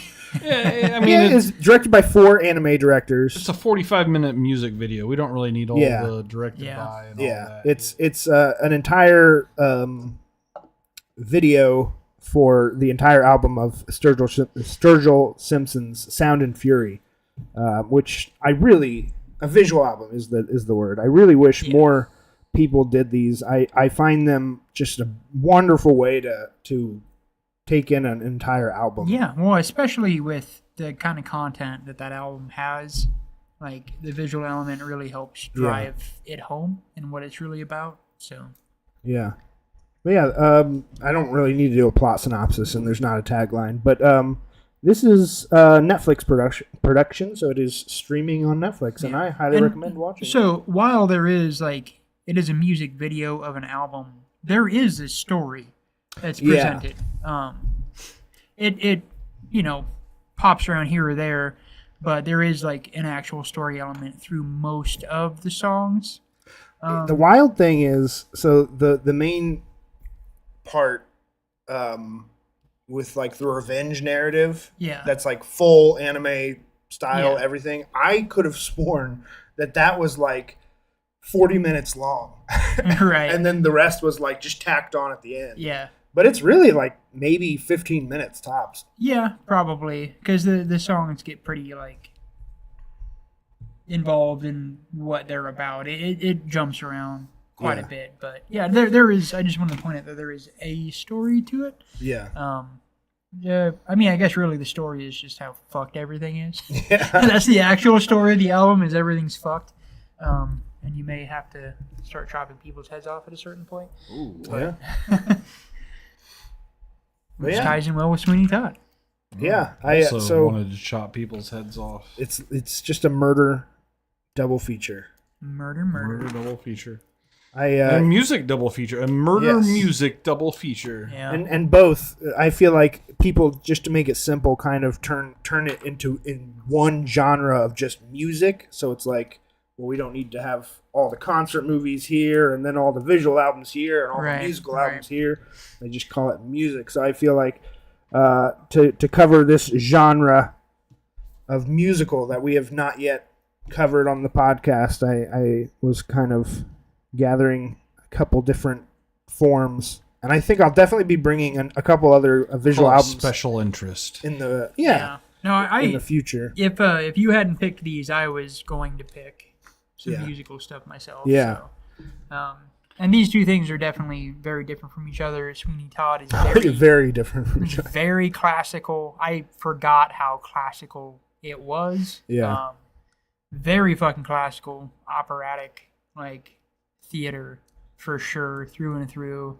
Very much exactly that. And then Sturgill Simpson, also not what you expect, because if you know who Sturgill Simpson is, he's a country artist, and that album is not country at all. It's more like psychedelic 70s rock. He's got like a twang to his voice. I immediately thought of Pink Floyd The Wall. That's what I thought the whole time, and I thought that, like, man, if you would have just chose Pink Floyd The Wall and Sound of Fury as a double feature, I would have been like, dude, balls on this guy. Yeah. Well, I mean, so I was really curious what you would think of Sound and Fury. And I had that thought as soon as we started watching. I'm like, fuck, this is just so much like Pink Floyd, but I know how much of a fan you are of Pink Floyd, and I know how much you dislike country. So I mean, it wasn't country. It was more Pink Floyd than it was country. For sure. And that harkens to the dude's backdrop as an artist. But yeah, no, I was really curious what you'd think about it, and I was excited that I dug it. As you did. It's weird because going into it, like I actually like musicals, and I'd never seen Sweeney Todd for no particular reason other than I just never had seen it, and I'd always wanted to. I figured it would be to be in my wheelhouse. You know, it's a little bit horror, it's a little bit musical. Man, I was really like, and I thought that, like, okay, and he's also choosing a country rock visual album as the other, like, so I was really excited about Sweeney Todd and didn't give a fuck about Sound and Fury. Man, it played out completely opposite for me. I fucking love Sound and Fury, and Sweeney Todd was just like so meh for me. And my whole thing with Sweeney Todd is I thought that there was like a decent horror story here and a really mediocre musical. I think it's a better movie than it is a musical. Like no songs like grab me. Like I don't know. I think the problem with that is that it wasn't the way this was written as a musical. It wasn't really about the songs. It was like the musical nature of Sweeney Todd is more like the entire thing is a concurrently running musical experience. And I would have probably felt better if it did lean more into just songs, and you could get captured by a song. So I think some of the numbers had a good base where they could capture you as a song, but like all the extra lead up or wind down from the songs that blended in to all the other classical, just narrative musical stuff, just kind of like, I don't know, just kind of muddied it all up. But I appreciated a lot of it. There's a lot of the singing I can respect, along a lot of the writing of the songs I could respect, and like the dynamic, interesting things they did with their vocals in song, I really dug and respect. But it definitely didn't grab me, and I think that's because of the classical nature of it. And I talked to Dustin about it. I think one of the things that fucked me up about it too was like the Tim Burton stuff that I like the most is the practical Tim Burton stuff. Mm-hmm. And at this stage, this conversation was entitled "Tim Burton is overrated." Yeah, that's where I was at with it. I didn't like the arbitrary CGI. Like even in the title sequence, the opening credits were like terrible. Yeah, the blood running that just looked like hot wax. Like if it had looked like real wax, that probably would have been. I would have been like sick. It looked like wax pretending to be blood. That's the thing but it looks like bad CGI wax. The thing that I said is like they could have just made that. Yeah. They could have just done the thing practically. They could have just done it, and that's a huge disconnect for me. And it was one of the things I mentioned when we watched Fury Road was like there's a couple scenes in that which were CGI that didn't need to be like. That's one of my biggest turnoffs. It's as much of a turnoff to me in a movie when somebody that's in a horror movie finally defends himself 40 minutes in, and 3 dead family members later, it stabs the guy in the leg, drops the knife, and runs. It's that kind of a thing to me. You know, like if you could have just made this and you made it CGI instead, I kind of fucking hate you for it. I know it's often talked about people disliking overuse of CGI, but I do believe probably from 2001 to 2009 is probably, in my opinion, like the worst, like that. It's that era? That era of people just like, wait, but it could be CGI. Yeah. You know, it's like and some of it can still be aesthetic. Like after the bad CGI sequence of the opening scene, there's a bit of like, you know, an overlook of London, and it was stylized enough that I'm like, okay, this is art here. Yeah. Like it's stylized. I get what he's going for. This is more like an illustration of London. And it leans in. I'm like, okay, I'm cool with that, you know. And then when he gets off the boat and goes to his barbershop, it's the moment that I'm like, that would have been a long fucking walk. And it goes into like super zoomy fast CGI through the streets of London, winding through like that. Just didn't need, you know, like a couple of shots of him walking through a shitty, dirty street. And like, I feel like for me, I would have been much more in the movie if none of that was there and it was just a simple set that was a simple set. Even what you're saying about like making it look kind of like illustrated or almost like storybook, I think even some of the credits had maybe feeling of like a wind up toy maybe. Yeah. But it looks like bad CGI. It doesn't look like. It looks like bad CGI trying to look like those things. No, exactly. My problem with it is, to me, it's the Tim Burton playbook, right? It's like you come to expect certain things in a Tim Burton film. One of them actually, sadly, is bad CGI, especially with backgrounds, because the things you expect are great costume design, great set design, and some type of an artistic feel in the direction, and you get these things, but the problem is he hasn't like, and I get this movie is, you know, pretty old at this point, but my point is the difference between this and an early Tim Burton film, there is no real difference other than he's using more CGI, but we're getting less of an effect. Because he created his career off of those practical effects and the atmosphere of practical the fact. I remember multiple scenes where I'm looking at this like really like haunting, like stylized, artistic background in front of, like behind what is a really cool set, but like the background doesn't move, right? Like it's like a night sky and like there's no movement. It's just still, and it's like coming off of seeing something like Poor Things and seeing what he does with his backgrounds, where like everything is constantly moving. Yeah. It just, I don't know, man. I think Tim Burton's kind of overrated. So I think this is definitely, I've said it before, I think this is the last good movie that Tim Burton made. And it's also kind of the pinnacle of,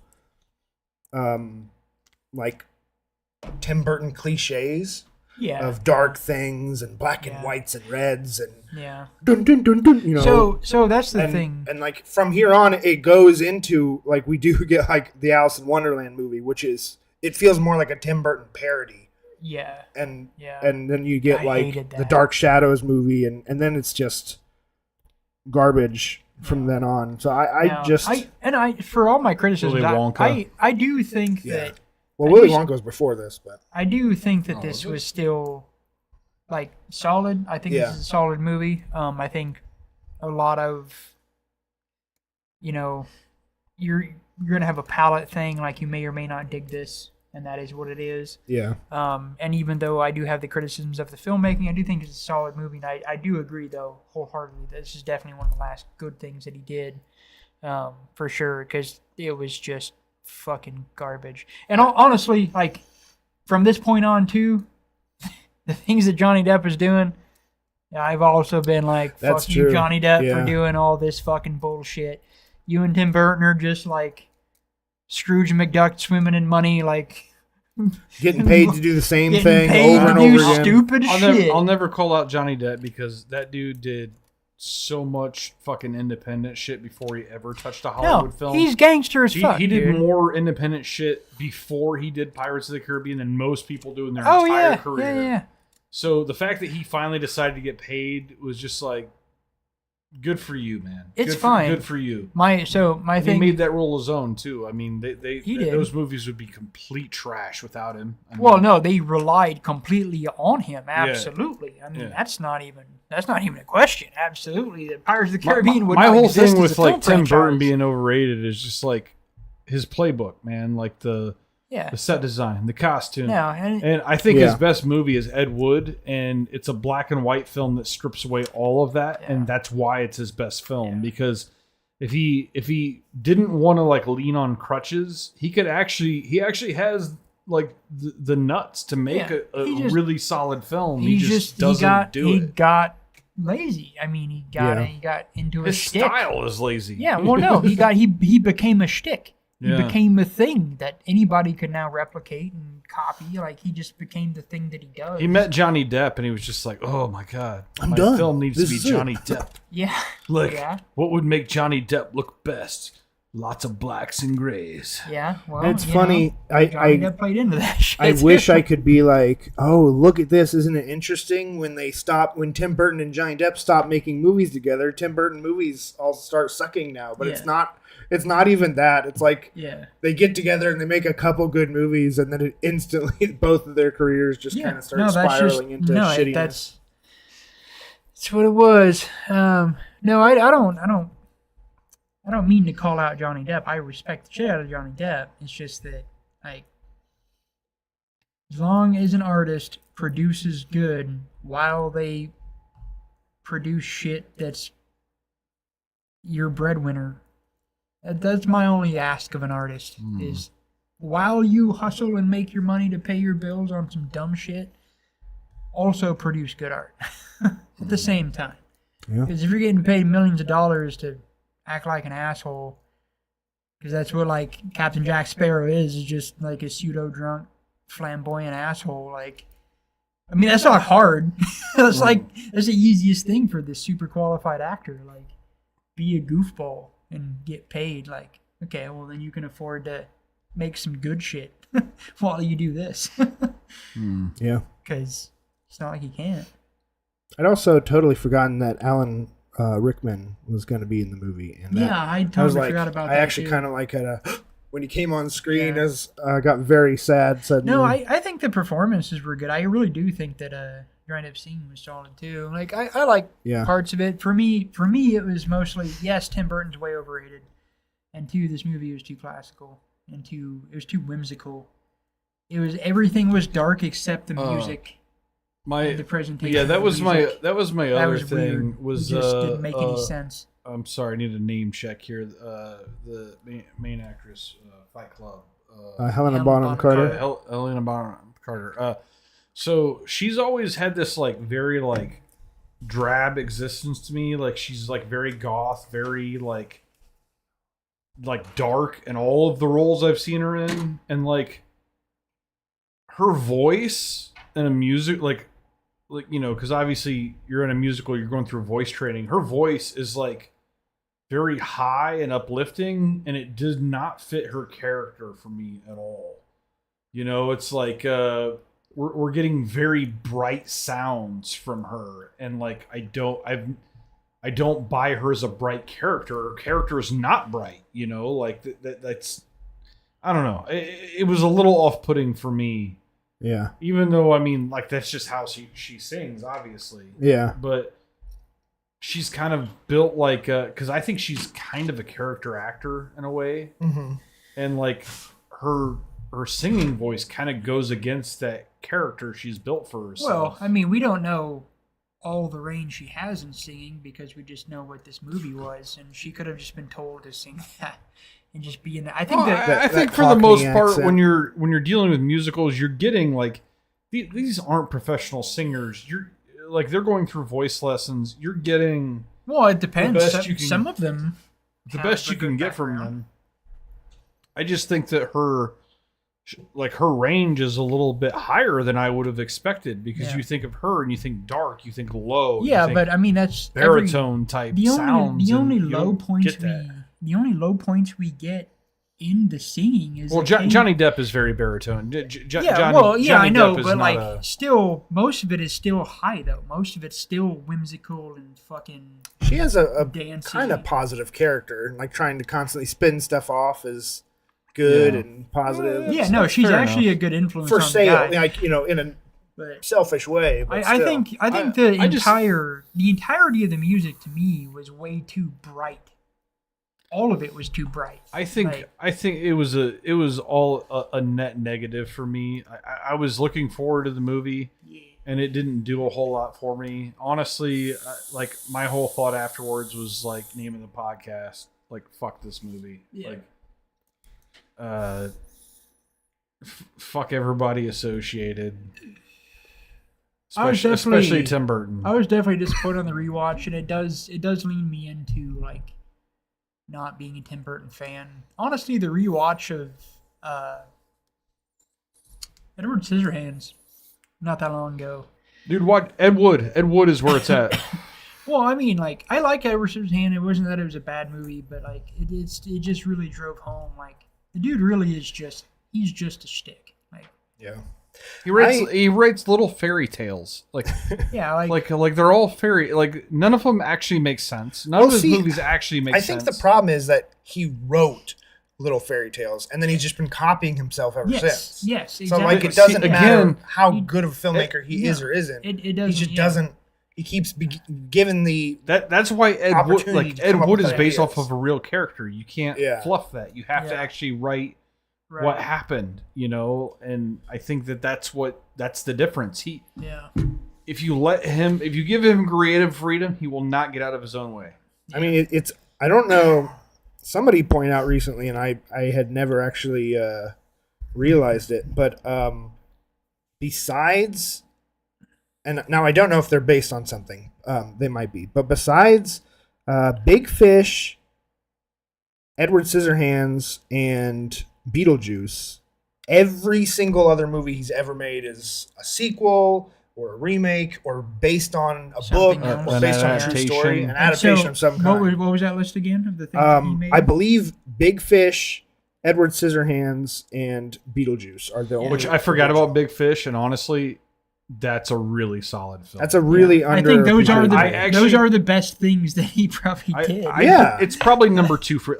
like I would go Ed Wood, Big Fish. Those are my top 2 Tim Burton films. Yeah. No, yeah, Big Fish is and isn't it interesting? Big Fish is like the most completely out of left field thing of any of his movies. It's none of the same actors. Yeah, for sure. It's a very bright movie. It's No, I remember that. I remember that being solid. It's a very unique movie. And so I'm gonna rewatch Big Fish. He's definitely overrated, but I do want to take a moment to acknowledge that it's okay. Like, it's good to acknowledge the good works artists did, as well as their bad shit. You know what? An interesting double feature is Big Fish, and what was the fucking movie with the kid and the tiger in the ocean? Oh, Life of Pi. Yeah, Life of Pi and Big Fish would be a really interesting double feature. Life of Pi Fish. Oh! Life of Fish Pie. Pie of fish life. Yeah, that'd be a good one. I dig that idea. Yeah. I think Life of Pi is like 2.5 hours long, though. Yeah. I'm not saying for the podcast. I'm just saying for those are both movies I do also need a rewatch of. And I think that they have kind of an underlying concept as well. It's I totally get the it's vibes. like folk tales. The difference between folk tales and reality, they kind of have that going on. Life of Pi, I think it's hard to say because I think it got nominated for a bunch of shit, but it's kind of an underrated film. It's kind of I kind of really like that movie. Yeah. Like even that they tried to do a little religion thing at the end a little bit. That kind so I read the book to get ready for the movie, and the book is very religious, religious and worldviews and faith and throughout the entire book it's all about that because he's just has nothing to do but think while he's lost in the book. I like that they didn't do that in the movie. Why we're talking about Life of Pi all of a sudden. I like that they didn't do that in the movie, but they just kind of threw a bit in at the end where just made you think about it from all the perspectives, and I appreciated the way that they did it. So I think that sounds like the point, and that's good. Yeah. No, Life of Pi, the book is very good. The movie is good and very different. Have you seen this one? Have you seen Life of Pi? It's about an Indian kid that's his parents are zookeepers or whatever. And I remember it being advertised. They're on a ship. And basically it hits a storm and shipwrecks, and so he gets a floating raft thing. Right. He's the only human survivor, but a tiger survives, and so he's trying to survive on this raft with a fucking tiger. Yeah, and that sounds dope. Yeah, no, dude, it's crazy. Sounds like my alley. Yeah, it's fucking crazy. All right. Yeah, so final thought. Oh, and so what I was going to say about the CGI is I am totally in agreement. It's gross and looks very bad and totally unnecessary. But for it's because there's these kind of ugly CGI shots in Fight Club and Panic Room, and it's so of the era in the worst possible way, but I do have to kind of look past it because I know I can't. If I judge the movie by that, I'm cutting off a lot of bad movies. Well, I'm completely opposite of you, Reese, because I think that's the best thing that the movie had going on. The CGI was the visuals. The visuals. Yeah, no, I love the visuals. I thought, the music is what really killed me. The musical. It feels like you were just used to a different kind of musical. I just think it's a better. It's a better movie than it is a musical. And I don't think it's that great of a movie. Yeah. I mean, I just like a lot of the songs. No, I've seen a lot of musicals. I actually like musicals. But I mean, have you seen Les Mis? Because Les Mis is there's no dialogue. I've even seen the non-musical Les Mis. Well, I don't care about that one. That one's really good. But did you see the Hugh Jackman one? Yes. Did you like that? I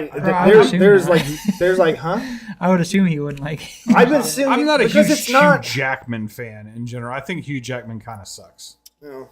Well, I don't think so. That's neither here nor there, but just like because I feel like this leans a little closer to Les Mis in that like there's very little dialogue and they have to get across like 90% of the information through singing. Yeah. No, so and you're that's not looking for, like- that's what I don't like about it, because Yeah. you can do a musical without having that. And I think the fact that this musical is actually a horror story, you needed to not sing the dialogue. I think that So Not- what that Not feels seeing like. it in that way is my bit. Like What that why feels are like you- is you don't like the concept of the movie, which means it's just like no, it's not the concept.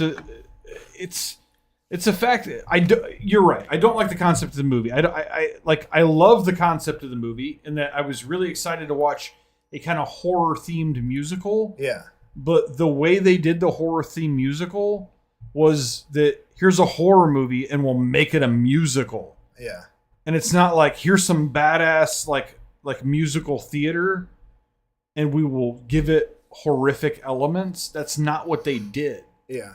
You know, like the base of the musical is a bunch of non-memorable songs. There was like one song that I thought like was actually like kind of catchy and that I found myself thinking about the next day. Yeah. Like when I watch a good musical, But I'm that thinking like the songs are going through my head for days. Does you know? that not feel a little bit like? I mean, I watched the 40-Year-Old Virgin, but the next day I wasn't telling any of the jokes to my friends. So like, No, it's. I'm I think just saying that this it's is the tone of it. Like the music didn't make sense.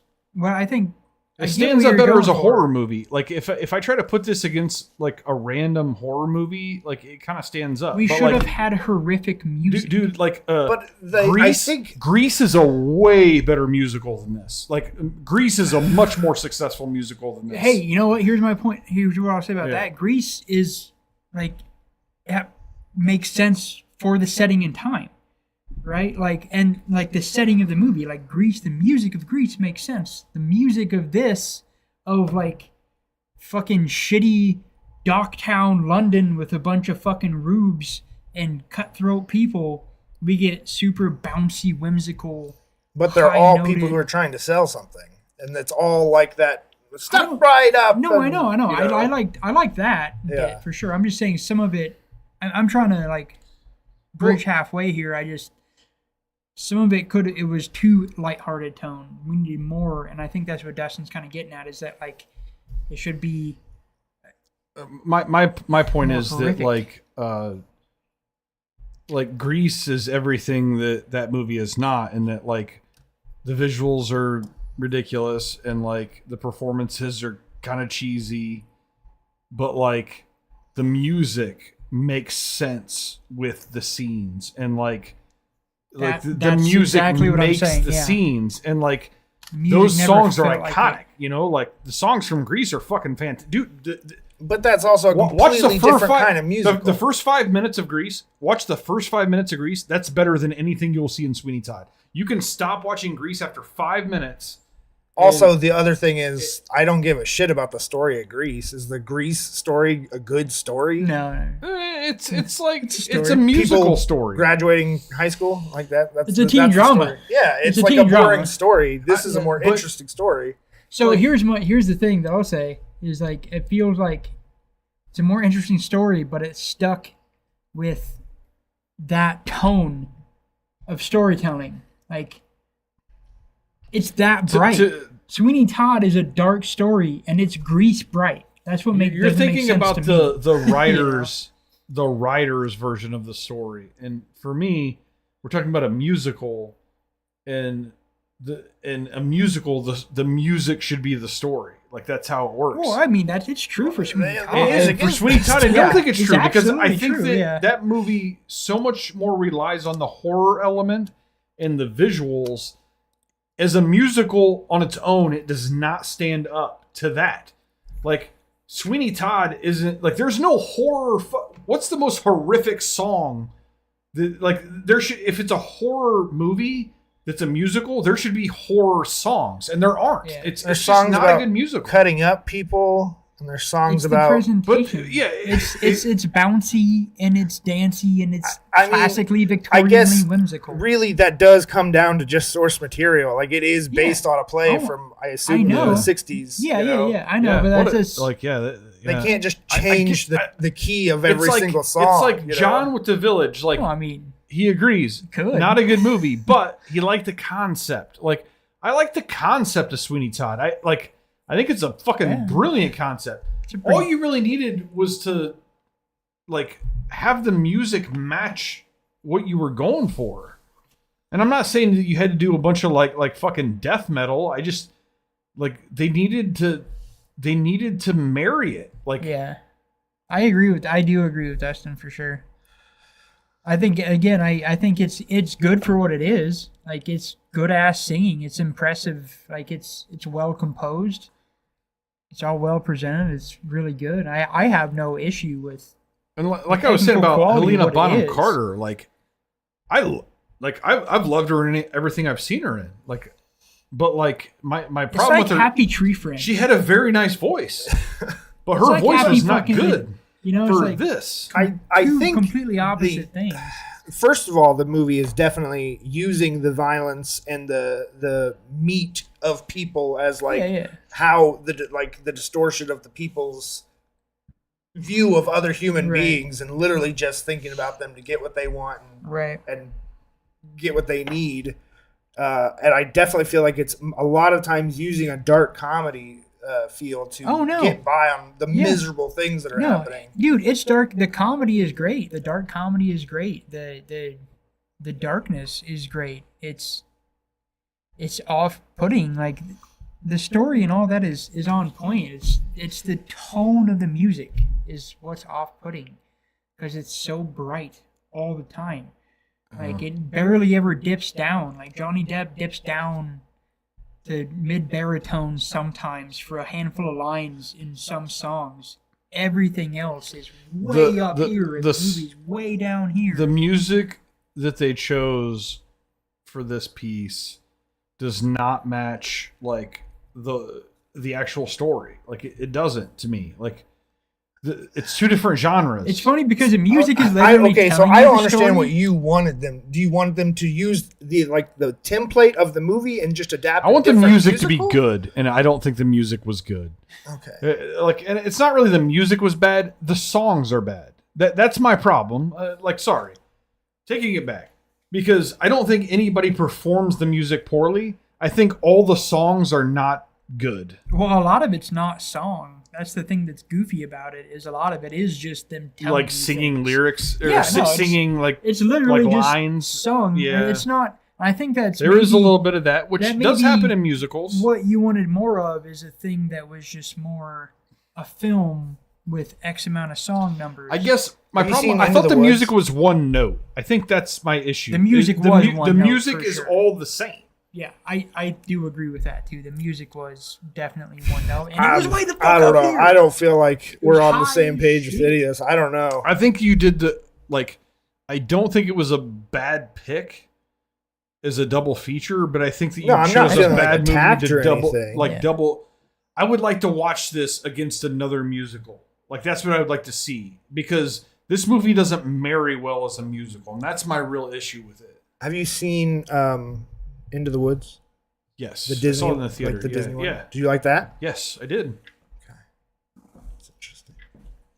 I like the one with Ryan Gosling and yeah. See, that's a completely different movie. It is. People only call that a musical because it has people singing, but there's like 3 songs in that movie. There's more than 3 songs. I'm just saying, it's like comparing this to that is like. Oh, that's fair. That's fair enough. Well, and yeah, this is much more a true musical because a true musical is a lot of the stuff is just sung to you. And I have no issue with that. Like I actually dig that part of it, but. And I guess you could make the same argument with Grease because I do think there are more lines, non-singing lines in Grease. Like this is a Broadway. But to me, even with that, I guess that's my thing. A movie first, like that's like with Grease though. I mean, there are a lot of lines, but it is still more about the music to me. even though there are more lines. But see, to me, Grease is the different kind of musical in that, like, it is just about the song, the music, and like the plot is a reason to string together songs and dances. For sure. And that's the kind of musical that I get a little more bored with. This is like the 50s, 60s American Hollywood. You know musical. what? Actually, this is a great. The tiny storyline in Sound and Fury is kind of akin in an opposite way to the Sweeney Todd storyline. Yeah. I actually thought that. I realized that when we were watching this. And Explain. I thought that was.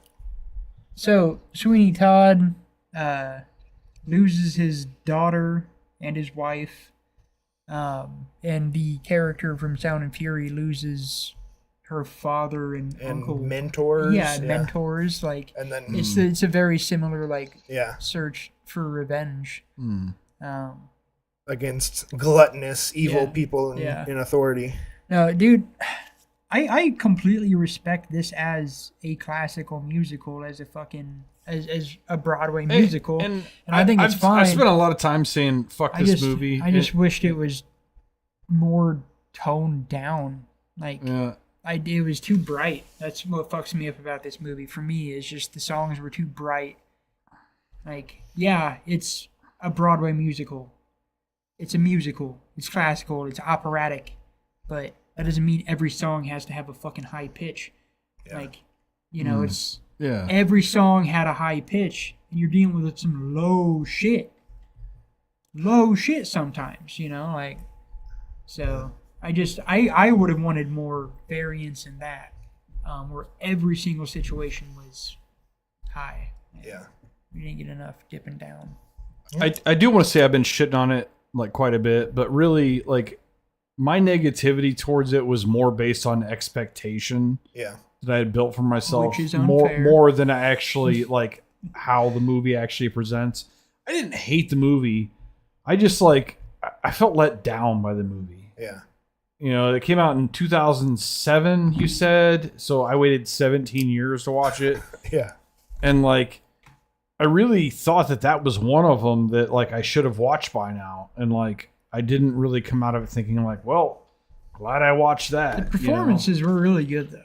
Yeah. In, not in song, just, performances. Performance was good in the film, outside of song. And maybe the small person. I almost can't differentiate the music from the perform. I think it's easy. They sing their lines so much. It's weird. You could see it in the kid as he's singing lines because that is weird. That kid was pretty impressive. No, for what it was, but not only being able to sing. Yeah, but he did a good job. But you could still see I bet you that this would be way more fun as a play than how it plays as a movie. Oh, absolutely. Maybe that's my issue with it, honestly. If I saw it live, I would probably love it. I mean, most people don't if they like the stage production of a musical, they most often don't like the movie version. Yeah. I just haven't seen a lot of stage productions. I've seen 3. Yeah, I've seen barely any. And I'm a big fan of movies, so I always kind of prefer stage productions are really nice. Evil Dead stage productions more often, guys. Fuck this. Remember when Chris Priest did it? I respect the fuck out of a stage production. We got the Wagon Wheel Horror right Picture here, Show, man. Yeah, that came through Warsaw. Dude, that was rockets. The Wagon Wheel's got some good shit. That was fantastic. Yeah, I've seen some good stuff at Wagon Wheel. Anywho, but I don't have, but I have gotten more into watching literal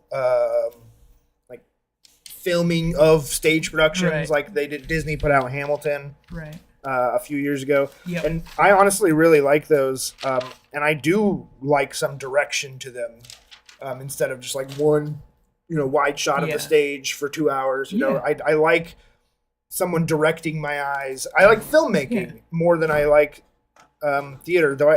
It's mostly just because of an access thing, right? I can see 300 movies a year. Yeah.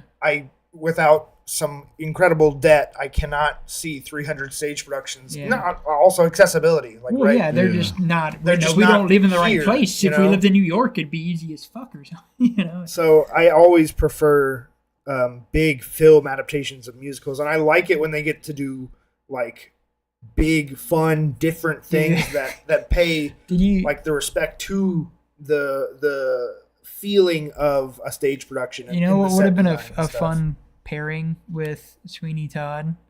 A fucking Bollywood flick. Like, give you some very differing flavors. See if have there's very different like views on the definition of the word fun. Yeah. I wonder if No, there's like if fucking there's that, a murder art- mystery Bollywood movie. Dude, RRR would be kind of That movie is would really be pretty fun. Like, it's the man getting you down still, but instead of like, you know, it just flips the style of music. But yeah, I don't know. It's not for everybody. I guess the main thing I think it's a solid movie. Sweeney Todd is I want is for people to not.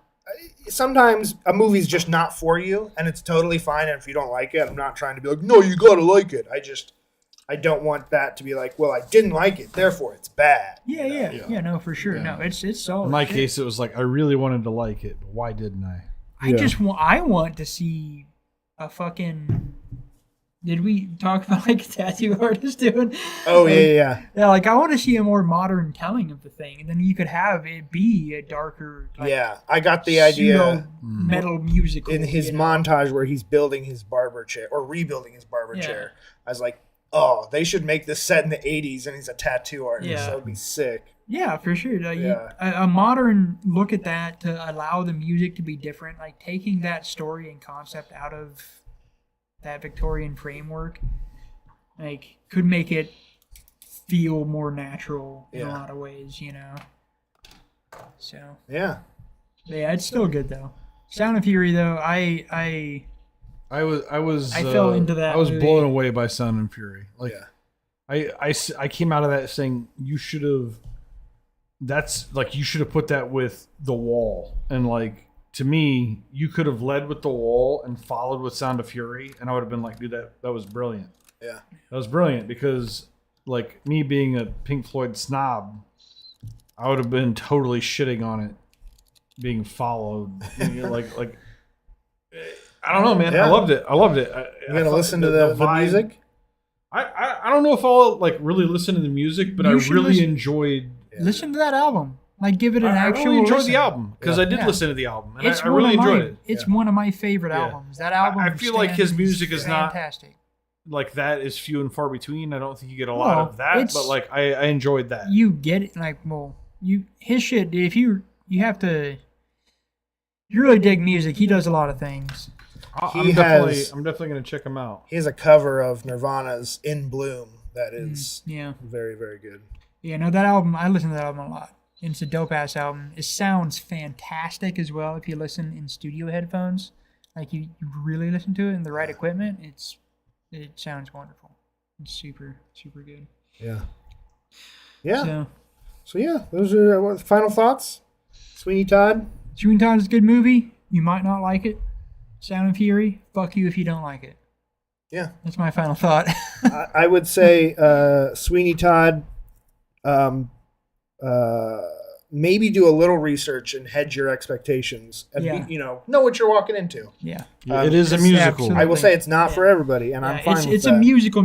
It's not a movie with some numbers. It's a musical. Yeah. Like you should know what it is. And it probably shouldn't be because it's got some horror themes, and so there's like this underlying thing, but like it's way more musical than it is horror, which is crazy because it's a lot of horror and everything is about horror, but you don't actually get a lot of horror. A lot of plopping bodies. That you are get, very you get plopping bodies, and Pepto blood. Yeah, pink. Yeah, I like that blood. Red. I think it's like anytime someone wants, because it doesn't really matter what you do with throat blood. Cutting scenes are fine. Someone's going to be like, "Oh, it's not realistic." It doesn't matter what color it is. Someone is going to say, "That's not what blood looks like." So just do whatever the fuck you want with Yeah, the blood. no, it doesn't really matter. And if it had looked more like wax, that kind of would have been sick. That was just the intro. The intro looked like wax. Yeah, it did. No, there was a lot of shots in like the first 5 to 10 minutes, I was like, oof, why is this CGI? Yeah. Fucking Tim Burton, what are you doing, man? Yeah. That's the same shit you were doing 20 years ago. Again, You're still doing that? You could have just done it. It was CGI some gears. Like, how about stop motion? You could have poured shit down blood. some gears. That's what I'm saying. Like, you could have just got this shit together. Yeah. Yeah. And Sturgill Simpson, it's hard not to like it. It's just 40 minutes of music videos and badass music. The opening, I really love the opening song in the album, and I love the opening song of the album with the visuals for the film. Like, that thing sets the whole tone. Like, if you just listen to it, or if you watch it too, like, it really tells you what the whole film is going to be about, and just like it's a great intro. Great intro. The transitions in that album are fantastic.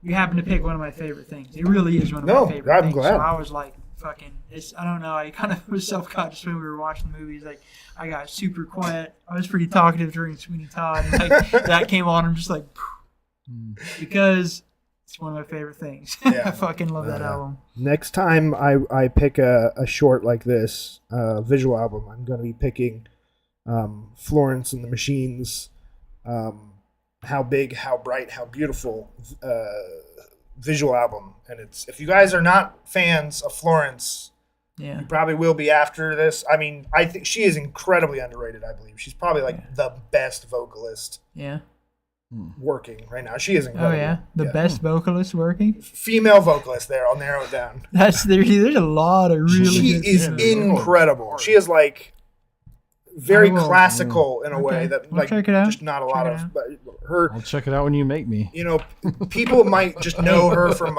Dog Days Are Over, which is like a good song, but it is, you know, a lot poppier than 90% of her catalog.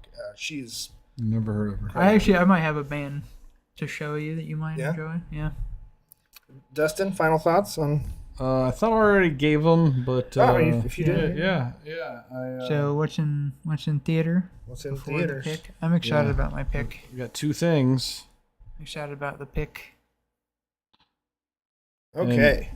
Go ahead. Tell us what's in theaters. You know, some options. We'll say Despicable Me 4, Twisters, Wolverine and Deadpool, It Ends With Us, The Forge, Reagan, Beetlejuice, and Speak No Evil. Do we have any, what are the Indian titles in our theater? No Indian titles. No? Oh, disappointing. I think we did, we had one last week.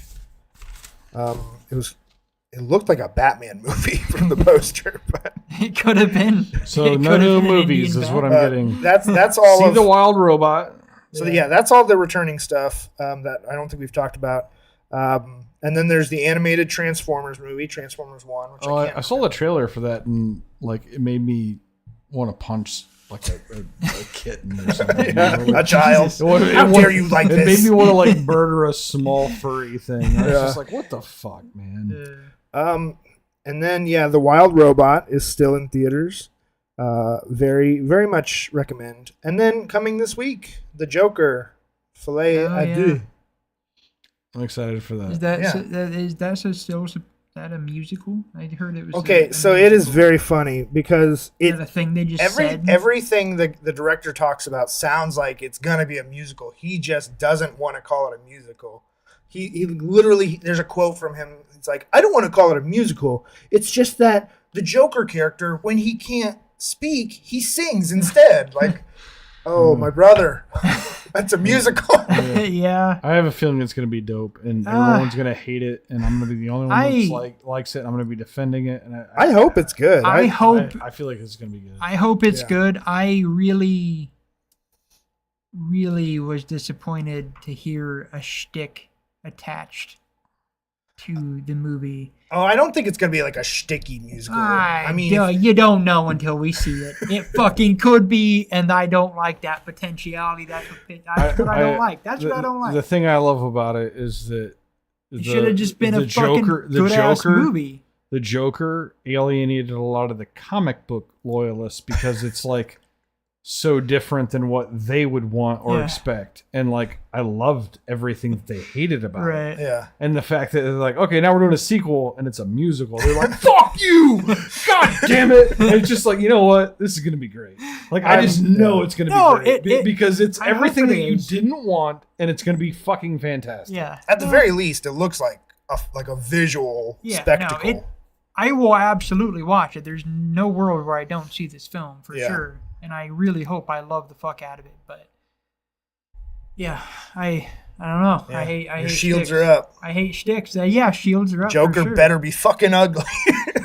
No, it better be that Joker was so fucking genuine. It was so genuine and so real and so honest and so fucking hard hitting.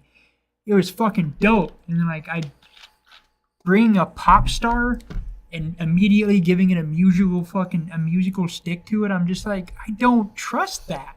I don't trust that. Like you had a flawless. I trust piece of her art. acting chops. Like, I've never seen her be bad in anything. That's fine if she's good or bad at acting. That's not really what I'm talking about or too worried about. I mean- I don't have any problem with Lady Gaga herself. I'm just talking about the overall like tone and impression of it. They had a dope, perfect, flawless piece of art, and I don't know. Yeah. I don't know. I'll judge it after I see it. Exactly. I'm So will hoping to I. see it So will tomorrow. I. So. Are you I'm free excited to see Huh? it. 6:30. Are you free tomorrow? Tomorrow is 6:30. What is tomorrow's Thursday? I'm not free tomorrow. Too Sorry. bad. Yeah. But no, I will absolutely see it, and it probably will be good. I'm way more. Yeah, I do I not have date doubt. night with my wife. I don't might doubt. be going to see I'm it just anyway. cautious. 6:30. But yeah, no, Probably it won't be looks- it looks 6:30. good. Probably be a later showing then. That's the latest showing tomorrow, Oh, unfortunately. is it really? Oh. Right. I might be there then. There's a later showing on Friday, obviously, but yeah, okay. That's what's playing in theaters. All right. So, John, you got the next pick, right? I do. So John's got the last regular pick. Then we're going to go through like basically the entire rotation in 1 week as we all pick our Halloween movies. Yeah. So I hope you guys have been thinking about what you want to do there. Yeah. So John, take us away. Last pick before Halloween break. All right. So I wanted to do something different. I wanted to do things that we have not covered quite yet in a couple different senses. I decided on a war pick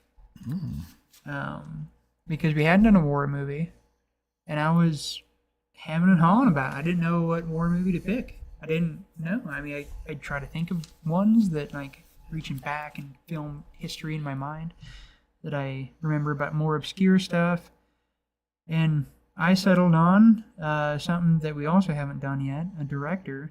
We're going to do Inglourious Bastards by Tarantino. Oh, yes. There we go. Yeah. Haven't touched Tarantino and haven't done a war movie, so here we fucking go. Yeah. And it's been a while since I watched this one too, so I'm pretty Streaming. I thought about a double pick actually when we were at B-Dubs the other day. I'm like, maybe it'll be a double pick, and look at the time frame. I'm like, nah, it's 2.5 hours. Yeah. Maybe something short. Yeah. We'll see. It doesn't look like it's streaming anywhere. You'll probably have to buy it or rent it. But I think we can all say it's worth your time and money. Oh, Yeah. yes. Yeah. No, this is absolutely worth it, as is all of this person's films. So yeah. Indeed. Hell yeah. I'm excited. All right. Well, thanks for tuning in, folks. Yeah. Catch you next time. Maybe. Dun dun dun.